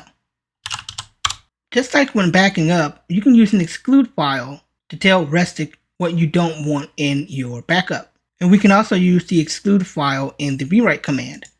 So if I do exclude file, and I have a text file here called exclude.txt, and I have a list of paths or files that I don't want in my backup. So I'll just drag that file into the command and tell Restic to exclude all files and folders in this text file. I've since added the videos folder to my backup that I'll now remove with the text file. And I'll append the forget option as well. We run snapshots or ls on latest. We see it's got the video folder, the RescueZilla ISO, but it doesn't have the videos folder. Rewrite is great for cleaning up files that you absolutely know you don't want in your backup, and allows you to update your snapshots without completely removing them and having to re-back up everything. I showed how to remove snapshots early on in the series, but let's go a little bit more in depth. I'll show you how to remove single, multiple snapshots, how to remove snapshots by group, and how to remove snapshots based on retention policies. So I've got 3 snapshots files, FreshBK and media. Let's focus on FreshBK for right now. And it's got 4 snapshots here, and each snapshot just has this one file. To remove a snapshot, all we need is the snapshot ID, and we can use the forget command, followed by the ID. And if we do snapshots, we see that that first snapshot is now gone. You can remove multiple snapshots by copying multiple snapshot IDs. For example, if I copy this one and copy this one, this will go ahead and remove both of those snapshots. And we just have this one left. You can also do forget latest, and this will remove the latest snapshot in the repository. And because that was our last snapshot, we have nothing. If we look at the size of this backup, we see it has a size of 57 megs, which you would expect it to be 0 since it has no data in it. But it does. Removing snapshots does not actually delete the data. For that, you need to use the prune command. If we run the prune command on FreshBK, we see some stats here, and we can see the amount of space it removed from the repository. If we check the size of this backup again, we notice that it's a lot smaller now. Now you may be wondering why you need to use the prune command in order to delete the data from the repository.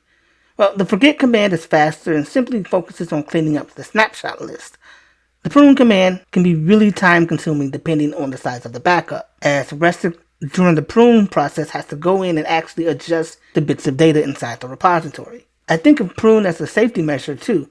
If you accidentally remove a snapshot, you can easily retrieve the data using the recover command. We'll look at recovering files in the next section. It is possible to use the forget and prune command at the same time. I've gone ahead and backed up that video to the FreshBK repository again, and this time, if I use the forget command and apply the option prune, we'll see that it not only removes the snapshot, but also runs the prune function as well. And we can tell by looking at the size of the backup, as it has no data in it. Let's look at removing snapshots based on hostname, tags, and paths.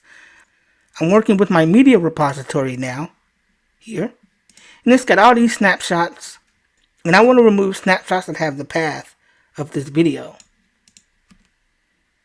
So I can use the forget command followed by the path option and copy the path. And what this will do is tell Restic to find all snapshots that have the path and then remove those snapshots. Now if I run this, we're going to get an error because we have no policy set.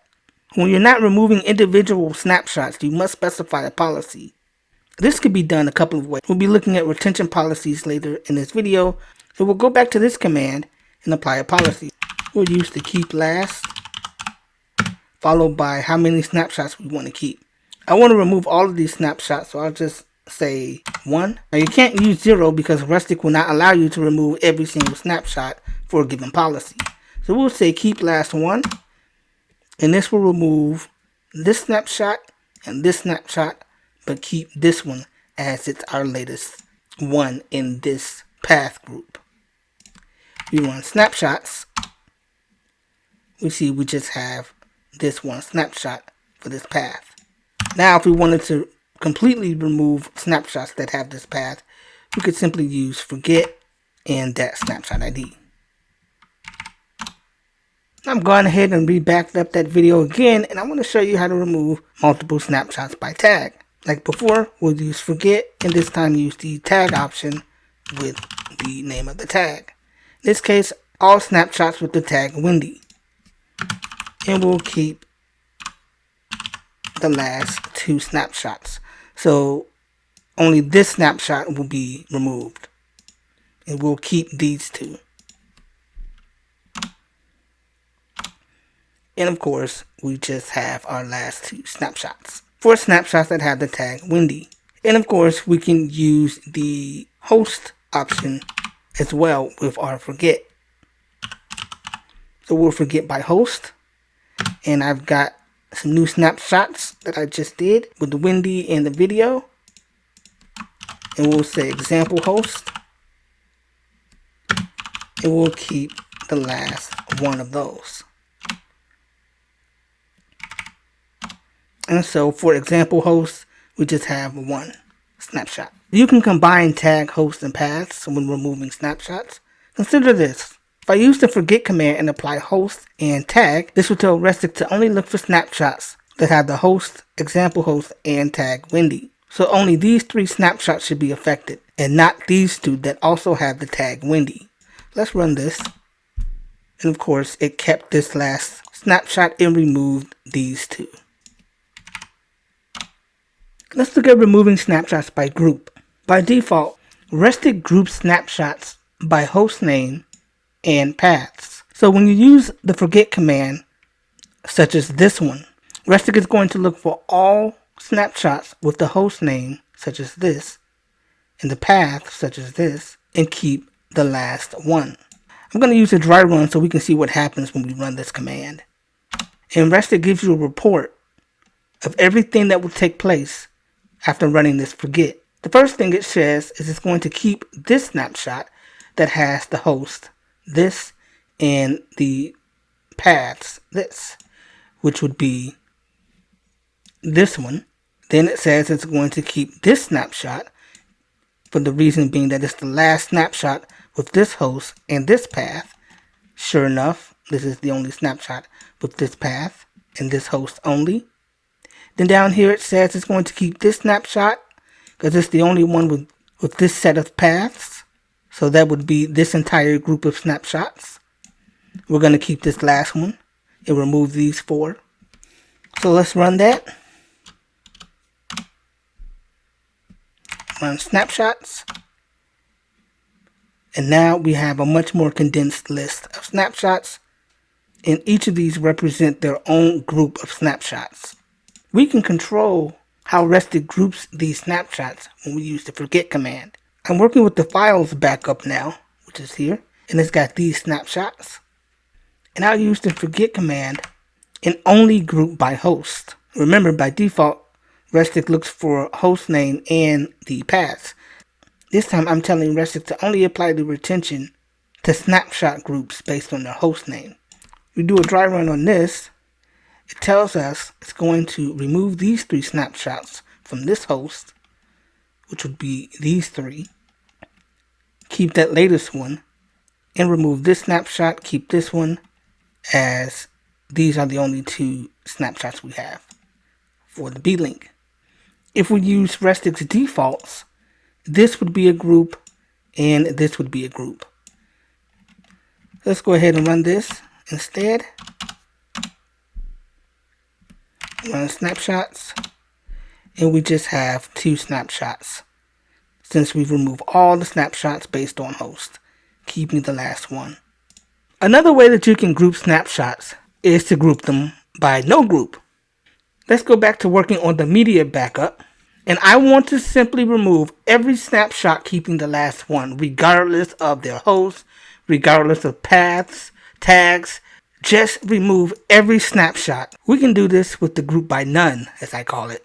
So media, forget, and we'll group by none, or follow it by an empty string, double quotes. We run a dry run on here, and we'll keep the last one. I keep using last one. Obviously, keep as many snapshots as you want. If you have like 100 snapshots and you want to keep the last 10, you would do keep last 10 or whatever. I'll keep the last one. And it's going to keep this snapshot and remove all of these other ones. So now we just have this one snapshot. And if we wanted to get rid of that one, we can simply do forget latest, removing every single snapshot in the repository. Let's look at Restic's retention policy options. Up to now, we've just been using the keep last option in Restic forget, and this is just one of many retention policy options that you can choose from to control how many snapshots to keep when you use the forget or forget prune command. We have keep last, which keeps the most recent snapshots. You can keep by hourly, daily, or 24 hours. You can keep by weekly, monthly, yearly. You can keep by tag, keep within duration or a timestamp. So there's a lot, and I'll show you the retention policies that I use on the daily. Let's pretend that we have an imaginary backup in which to run our retention policies on. Let's say we're going to make a script that will be used in, say, Task Scheduler that will run every day at 12 a.m. You want to remove all snapshots within the last 7 days. You can do keep daily, followed by how many daily snapshots you want to keep. If you want to keep the last 7 days or the last week of snapshots, you do keep daily 7, for example. Let's say after a week you want to keep the latest snapshots for the week. You can do keep weekly. And maybe I'll keep the latest weekly snapshots for 4 weeks. All snapshots for that week will be removed, except the latest one. After 4 weeks, it'll be removed. And let's say you want to keep the latest monthly snapshots. You can do 12 to keep the snapshots for a year, maybe 24 months to keep the latest snapshot of the month for 2 years, however you want to do it. With the retention policy such as this, we can rest assured that we'll be keeping at least 7 daily snapshots, at least 4 weekly snapshots, and at least 12 monthly snapshots.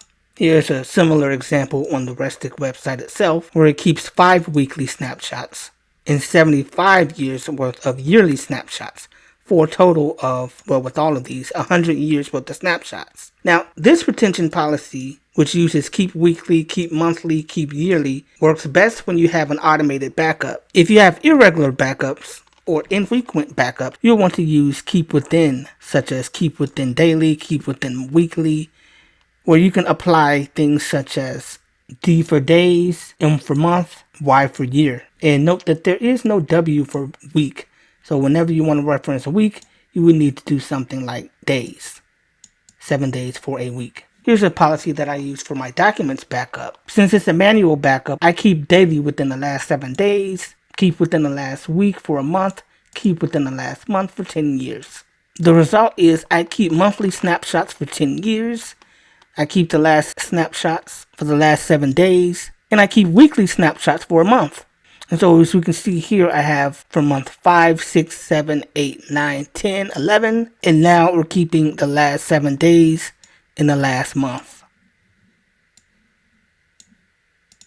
It's a little difficult to try to demonstrate the more advanced retention policies, as all of my backups are up to date and I don't have any old backups to demonstrate time-specific policies. However, one thing I highly suggest you do when running retention policies is to use the dry run option. So Restic can tell you exactly what will happen when you decide to remove snapshots. In this case, you want to look at the reasoning as to why snapshots are being removed or kept. These snapshots are all being kept because they fall within my retention policies. These snapshots fall under the keep monthly within 10 years. These fall under the keep weekly for a month. This one falls under keep within 7 days, keep within weekly for a month. So using dry run, you can see exactly how your retention policies will be applied. I actually forgot I made a copy of this media backup prior to making this video, so I do have a backup in which to demonstrate an automatic retention policy script. We'll create a script that will just keep the last 5 snapshots in this media repository, regardless of host, tags, paths, and so on. Gone ahead and created a bat file called forget. And in this file, all we have to do is just type restic -r on our repository. We'll run forget and keep the last 5 snapshots. And I'm going to group by none to tell Restic that I don't care about the host or the path. I just want to keep the 5 latest snapshots. And then we'll run pause just to see what happens. After that, we can come over to Task Scheduler, create a task, and we'll just call it Restic forget. We'll run this script daily. I'll run it on the next day at 12 a.m.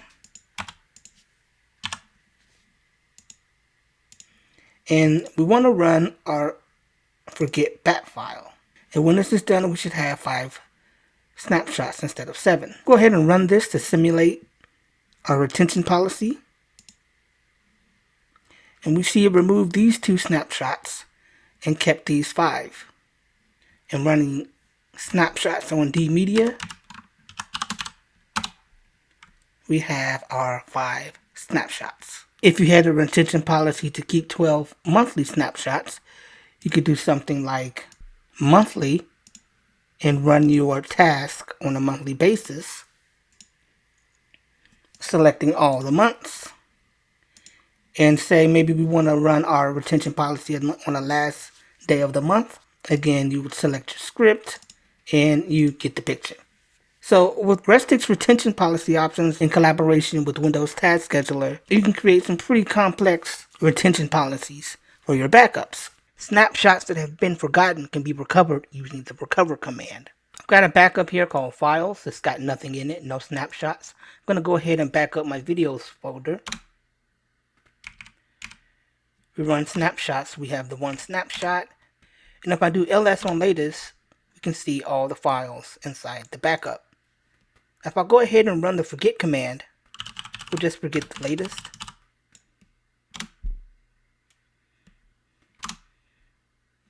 And the snapshot is gone. To use recover, we'll use the recover command by doing recover. And we see the results. It saved a new snapshot. And if you run snapshots, we have the new snapshot and it's been tagged recovered. Let's do ls. And we have all of our files back. Let's go ahead and restore this. Copy the snapshot ID and I'll save it to the desktop in a folder called restored. And we have our restored data. Now, recover only works if the data hasn't already been removed using the prune command. And it's a great way to access files from snapshots that you might have accidentally deleted. Using Restic's RCLONE backend, you can back up to services not natively supported by Restic. For example, it is not possible to directly back up to Google Drive with Restic, but you can use the backend to back up to a Google Drive remote configured with RCLONE. Restic's RCLONE backend is super simple to utilize, but it does require you to have RCLONE installed and the backup remote or service already set up. I've got guides on setting up and using RCLONE, so check those out if you're interested. However, in this video, I'll focus specifically on using the RCLONE backend as it pertains to Restic. If I do RCLONE remotes, see a list of my remotes, and for this demonstration I'm going to be using Google Drive, so G Drive, with the RCLONE backend.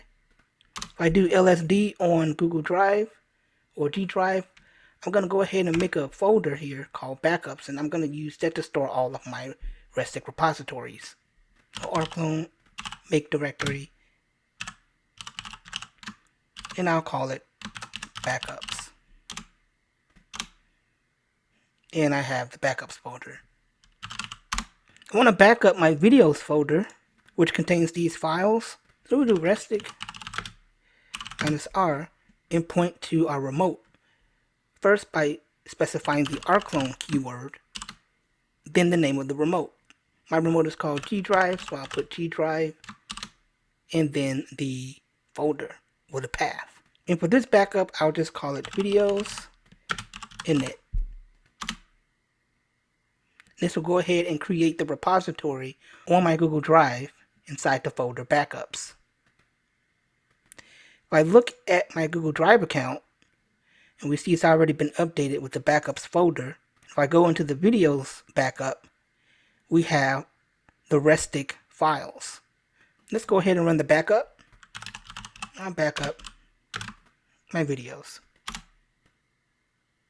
And it's complete. Let's go ahead and run Snapshots. We see we have a one snapshot on our Google Drive account. Let's go ahead and restore the snapshot. I've gone ahead and deleted the old restored folder that I had from the last video. We'll just do RCLONE, point to our remote, the folder, and the repository, and restore this snapshot ID or latest. I'll save it to the desktop in the restored folder.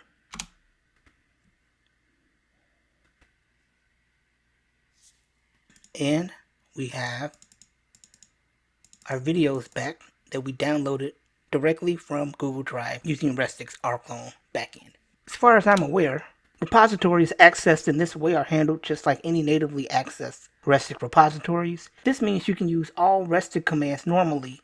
Just remember to use the RCLONE keyword followed by the remote in order to actually access the repository.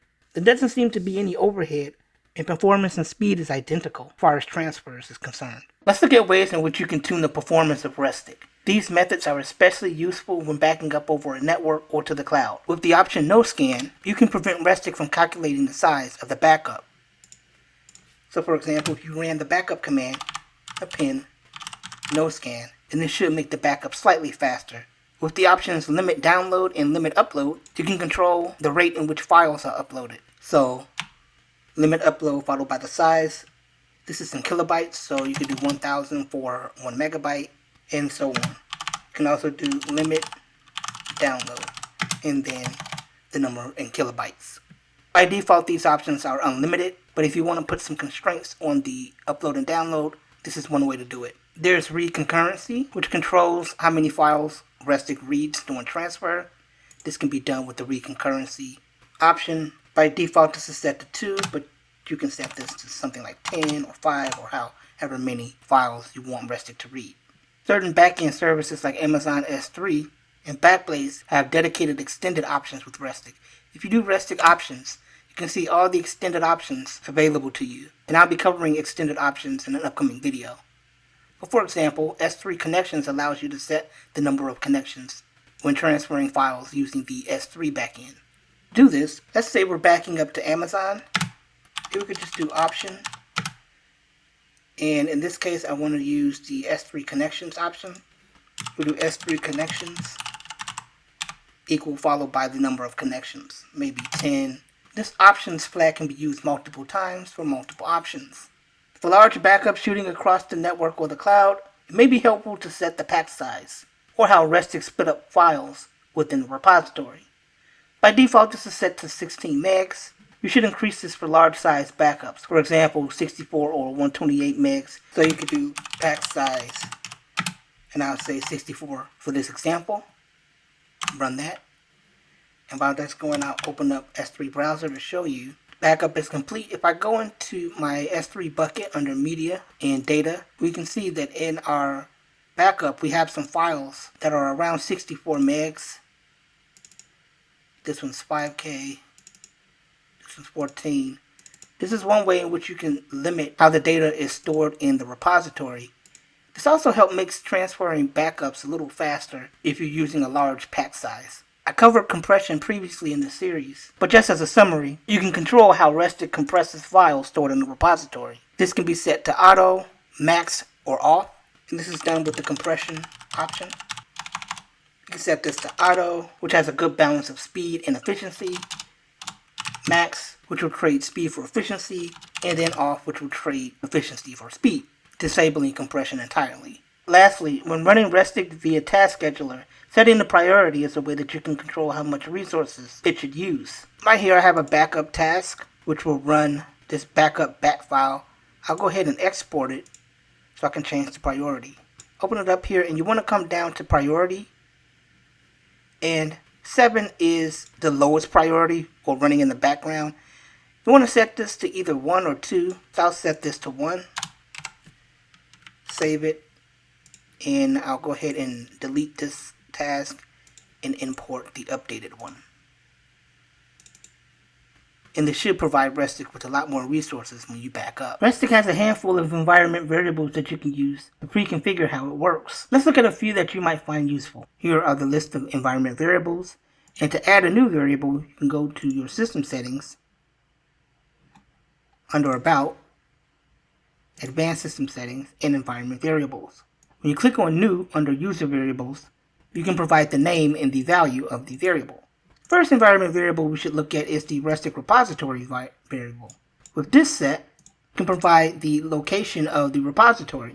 For example, if my repository is on dmedia, we can set the location here, and in my backup command, I can omit the repository option or -R option when I want to work with that repository. I'll go ahead and run the Snapshots command, and without specifying the repository, I can use the snapshot command. There's also the Restic repository file, which when specified, you can point to a file such as repo.txt, for example, and inside a text file you can put the location of the repository, like so. There's the Restic password, which we looked at along with Restic password file when managing passwords.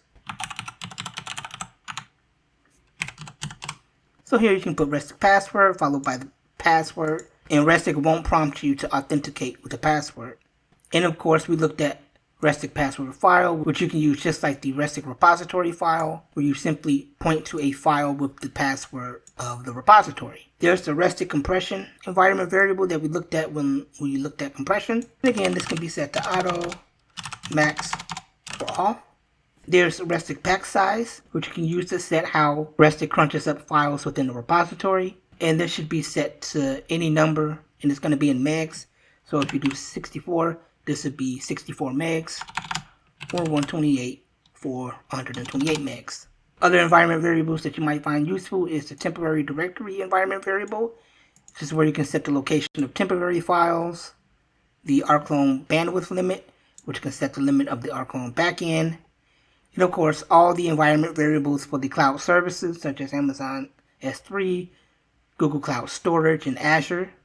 I also want you to keep in mind that when setting environment variables like the Restic repository, you can still specify a repository with the -R option. For example, if I did -R and I had a repository on E media, this would still work. We'd just be overriding the environment variable. I will provide a link to this page where you can see a list of all the environment variables that you can use with Restic. Let's look at how to use Restic's extended options. You do Restic options. Restic has a number of backend options that you can use for things such as Amazon S3, the RCLONE backend, B2, and Google Cloud Storage. Let's say I'm backing up to Amazon S3 and I want to limit the number of connections to the S3 backend.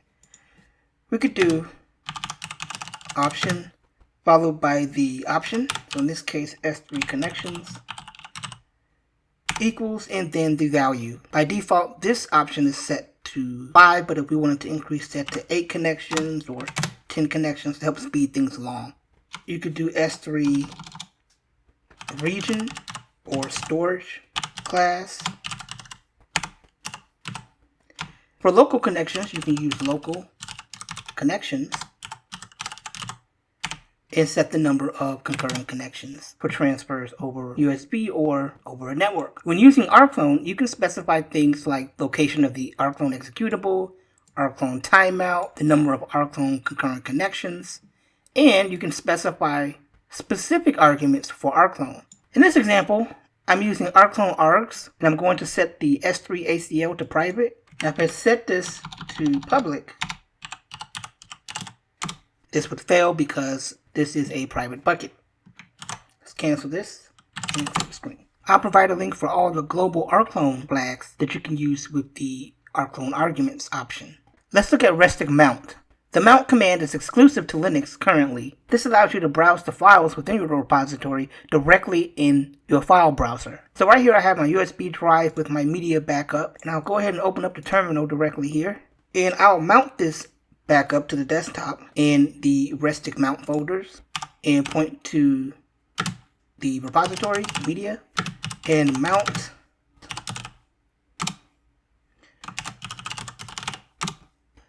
So now that that's set up, I can go into Restic mount and we see folders hosts, IDs, snapshots, and tags. I'll go into snapshots, and as you can see, I have all the snapshots where I can go in here and browse each snapshot, browse all the files, for example my music, and you have direct access to all of your backup files. You can open a file, you can drag it out, and restore it this way if you want. So this is a very easy way to access the files within the backup. And this creates a read-only file system, and everything is categorized, so if you want to browse files by host name or tags, like my example tag, and I have all the snapshots with the tag example. So this is a really cool feature, and it's only available on Linux. I really wish it was available for Windows, but I got something in the works for Windows and Restic and being able to browse your repositories. So be looking out for that. You can quit this mount by using Control-C. One thing I do want to mention is for backups that include Windows shares, for example, this backup that I created.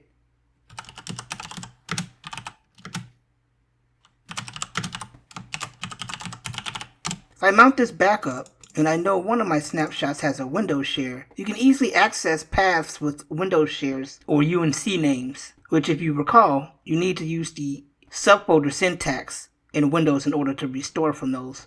Linux has no problems accessing these paths. You can go ahead and restore files from them.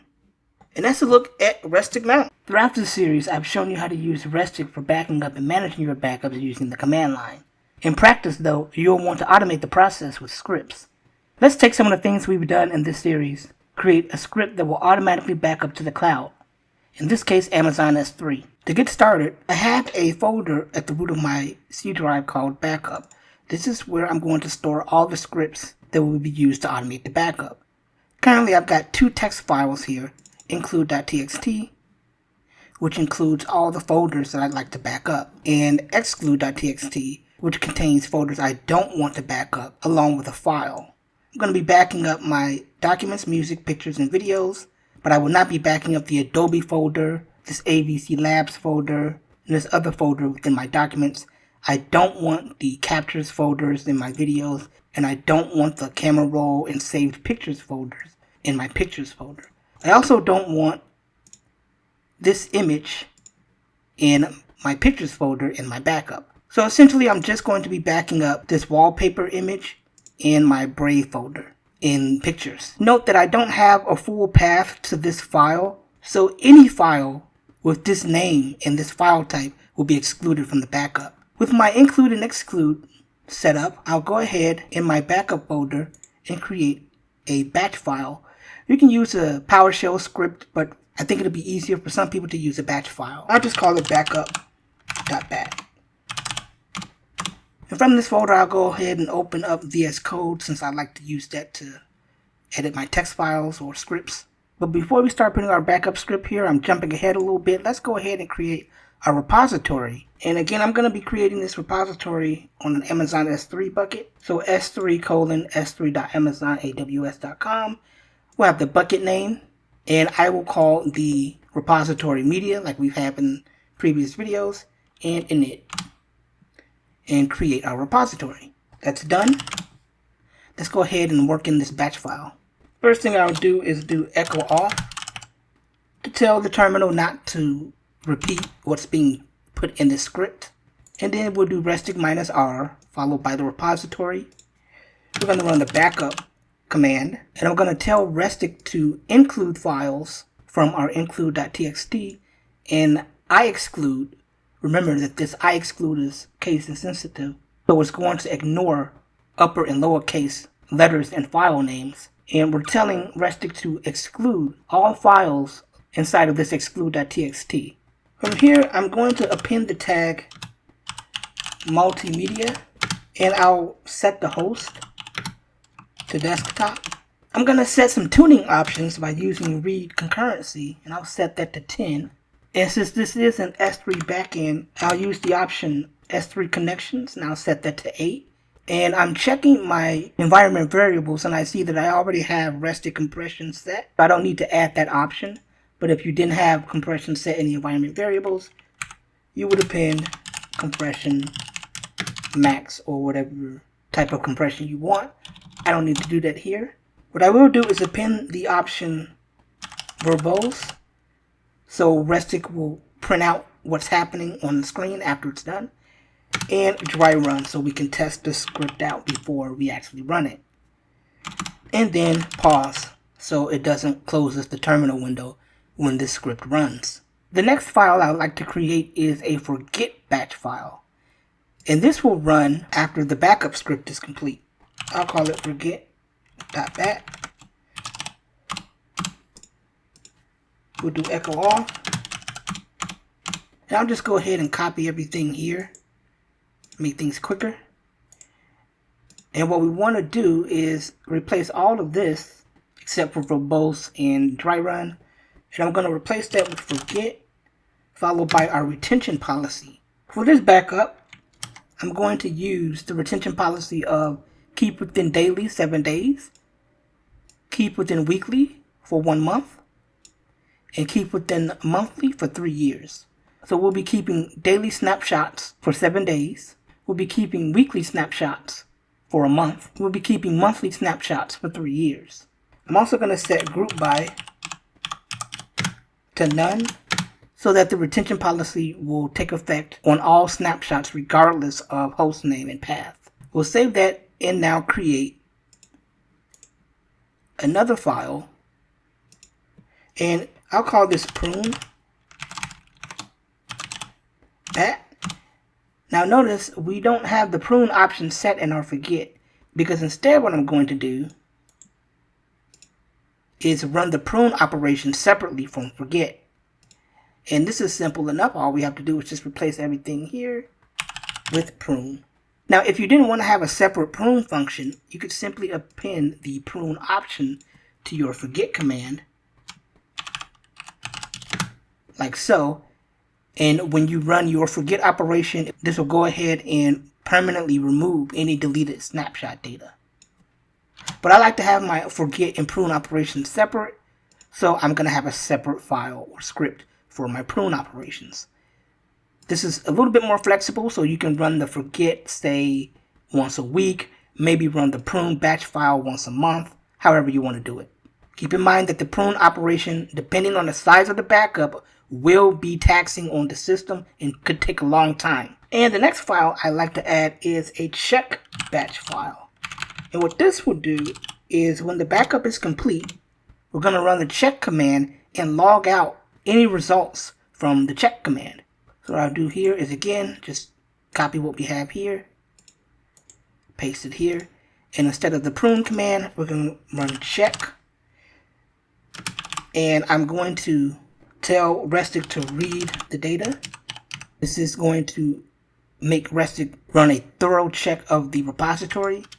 and then I'm going to log that output out to a text file in my documents folder in a text file called check log, and this will tell us if something is wrong with our repository. Save that. Now, the way we have these files set up, we can run each of these commands separately, but for our automated script, we want to run the backup, the forget, and the check command on the daily, and run the prune command maybe once a week or something like that. So I'll create one more file and call it auto run or auto backup. And in this file, we're just going to tell the command line to call our backup, our forget, and check scripts, and then pause. So this is the script that's actually going to be ran in our task scheduler task. And it's going to call backup bat, and when that's done, it's going to run this script. And when that's done, it's going to run this script. Now we've got this pause here. We can go ahead and remove it actually from these, else it won't continue. And now what I can do is come in here and let's try to run our auto backup and see what happens. Just go ahead in my terminal here and drag the file, or double click, however you want to do it. And we see our auto backup batch is running. Now we got dry run appended on here, so nothing is actually being taken place. So the backup script completed, and now it's running our retention policy, and it's complete. If I look at my documents, we can see our log was updated. So our mock backup ran successfully. And now all we need to do is create a task in Windows Task Scheduler to run this script at certain times. I can go ahead and remove the dry run since I know that the backup worked successfully and will back up the files that I'd like it to back up. I'll go over and open up Task Scheduler, and in Task Scheduler, we'll go ahead and create a basic task, and I'll call it backup. See, I already have one created, so let me go ahead and delete this old one from the last video. So we'll call it backup. I'll have this run daily at 12 a.m. It's fine. I'll set it to the next day. And we want to start a program, and we're going to locate our auto backup script. I'll hit next. And the next thing I'm going to do is I'm going to export this and modify the priority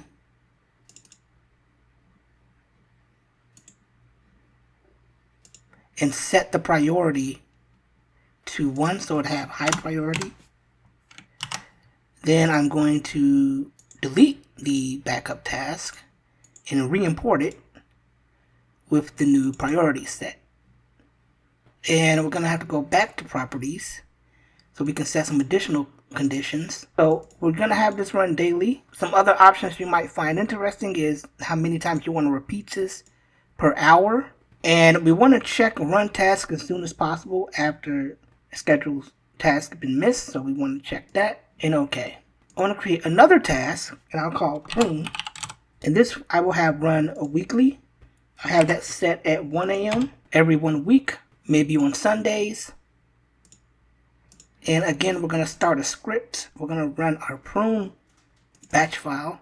And so every day at 12 a.m., we're going to run our backup, which will back up our files to Amazon S3, run our retention policies, and check our backup. Then every Sunday, we'll run our prune command to permanently delete any data from any removed snapshots. Let's go ahead and run this task, and it's actually already running because at the time of I'm recording this video, it's actually 12 a.m. So the backup's already going ahead with the script, which is actually kind of nice. So our backup is running, and when this is done, we'll come back and check our repository on Amazon S3. All right, the backup is completed, and it shows us it's written this much data to the repository. It's ran our retention policies, and it kept our first snapshot because of these reasons, and it backed up these files. Let's open up another tab here, and in that snapshot, I'm going to run ls on latest, and we can see all of the files that we backed up, files that we did not want backed up, which is especially important when we're dealing with the cloud. There are many different ways you can set up a backup script for Restic, and I like this method because it gives you the ability to run each command separately. However, if you want a more condensed script, you can create a single script to handle everything for you. I'll go ahead and create a script called single backup.bat.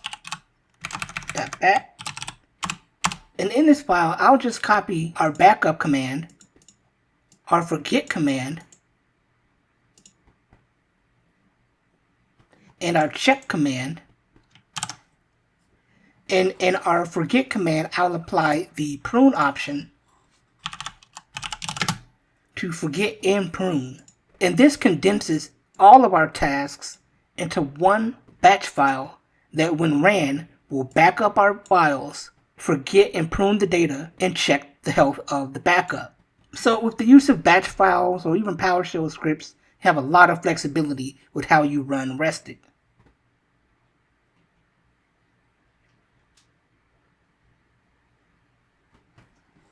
Over the years, I've used many different backup programs, all with graphical user interfaces, and I've always had some sort of issues with them. Whether it be corrupted backups, poor performance, speed, lack of features, horrible pricing structures, and so on.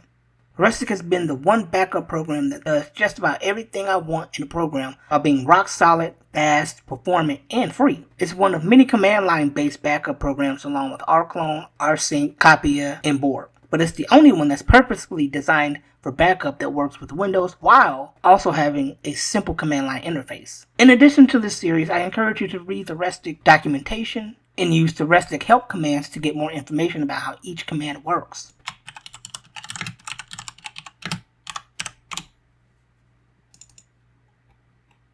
There's also the Restic forum, which has a very active community, and the dev is also active in responding to questions. I have other videos on Restic and plan to make more videos in the future. While there's videos on Restic on YouTube, I didn't see any full guides, and that's what inspired me to create this series. So hopefully you come away learning a thing or two.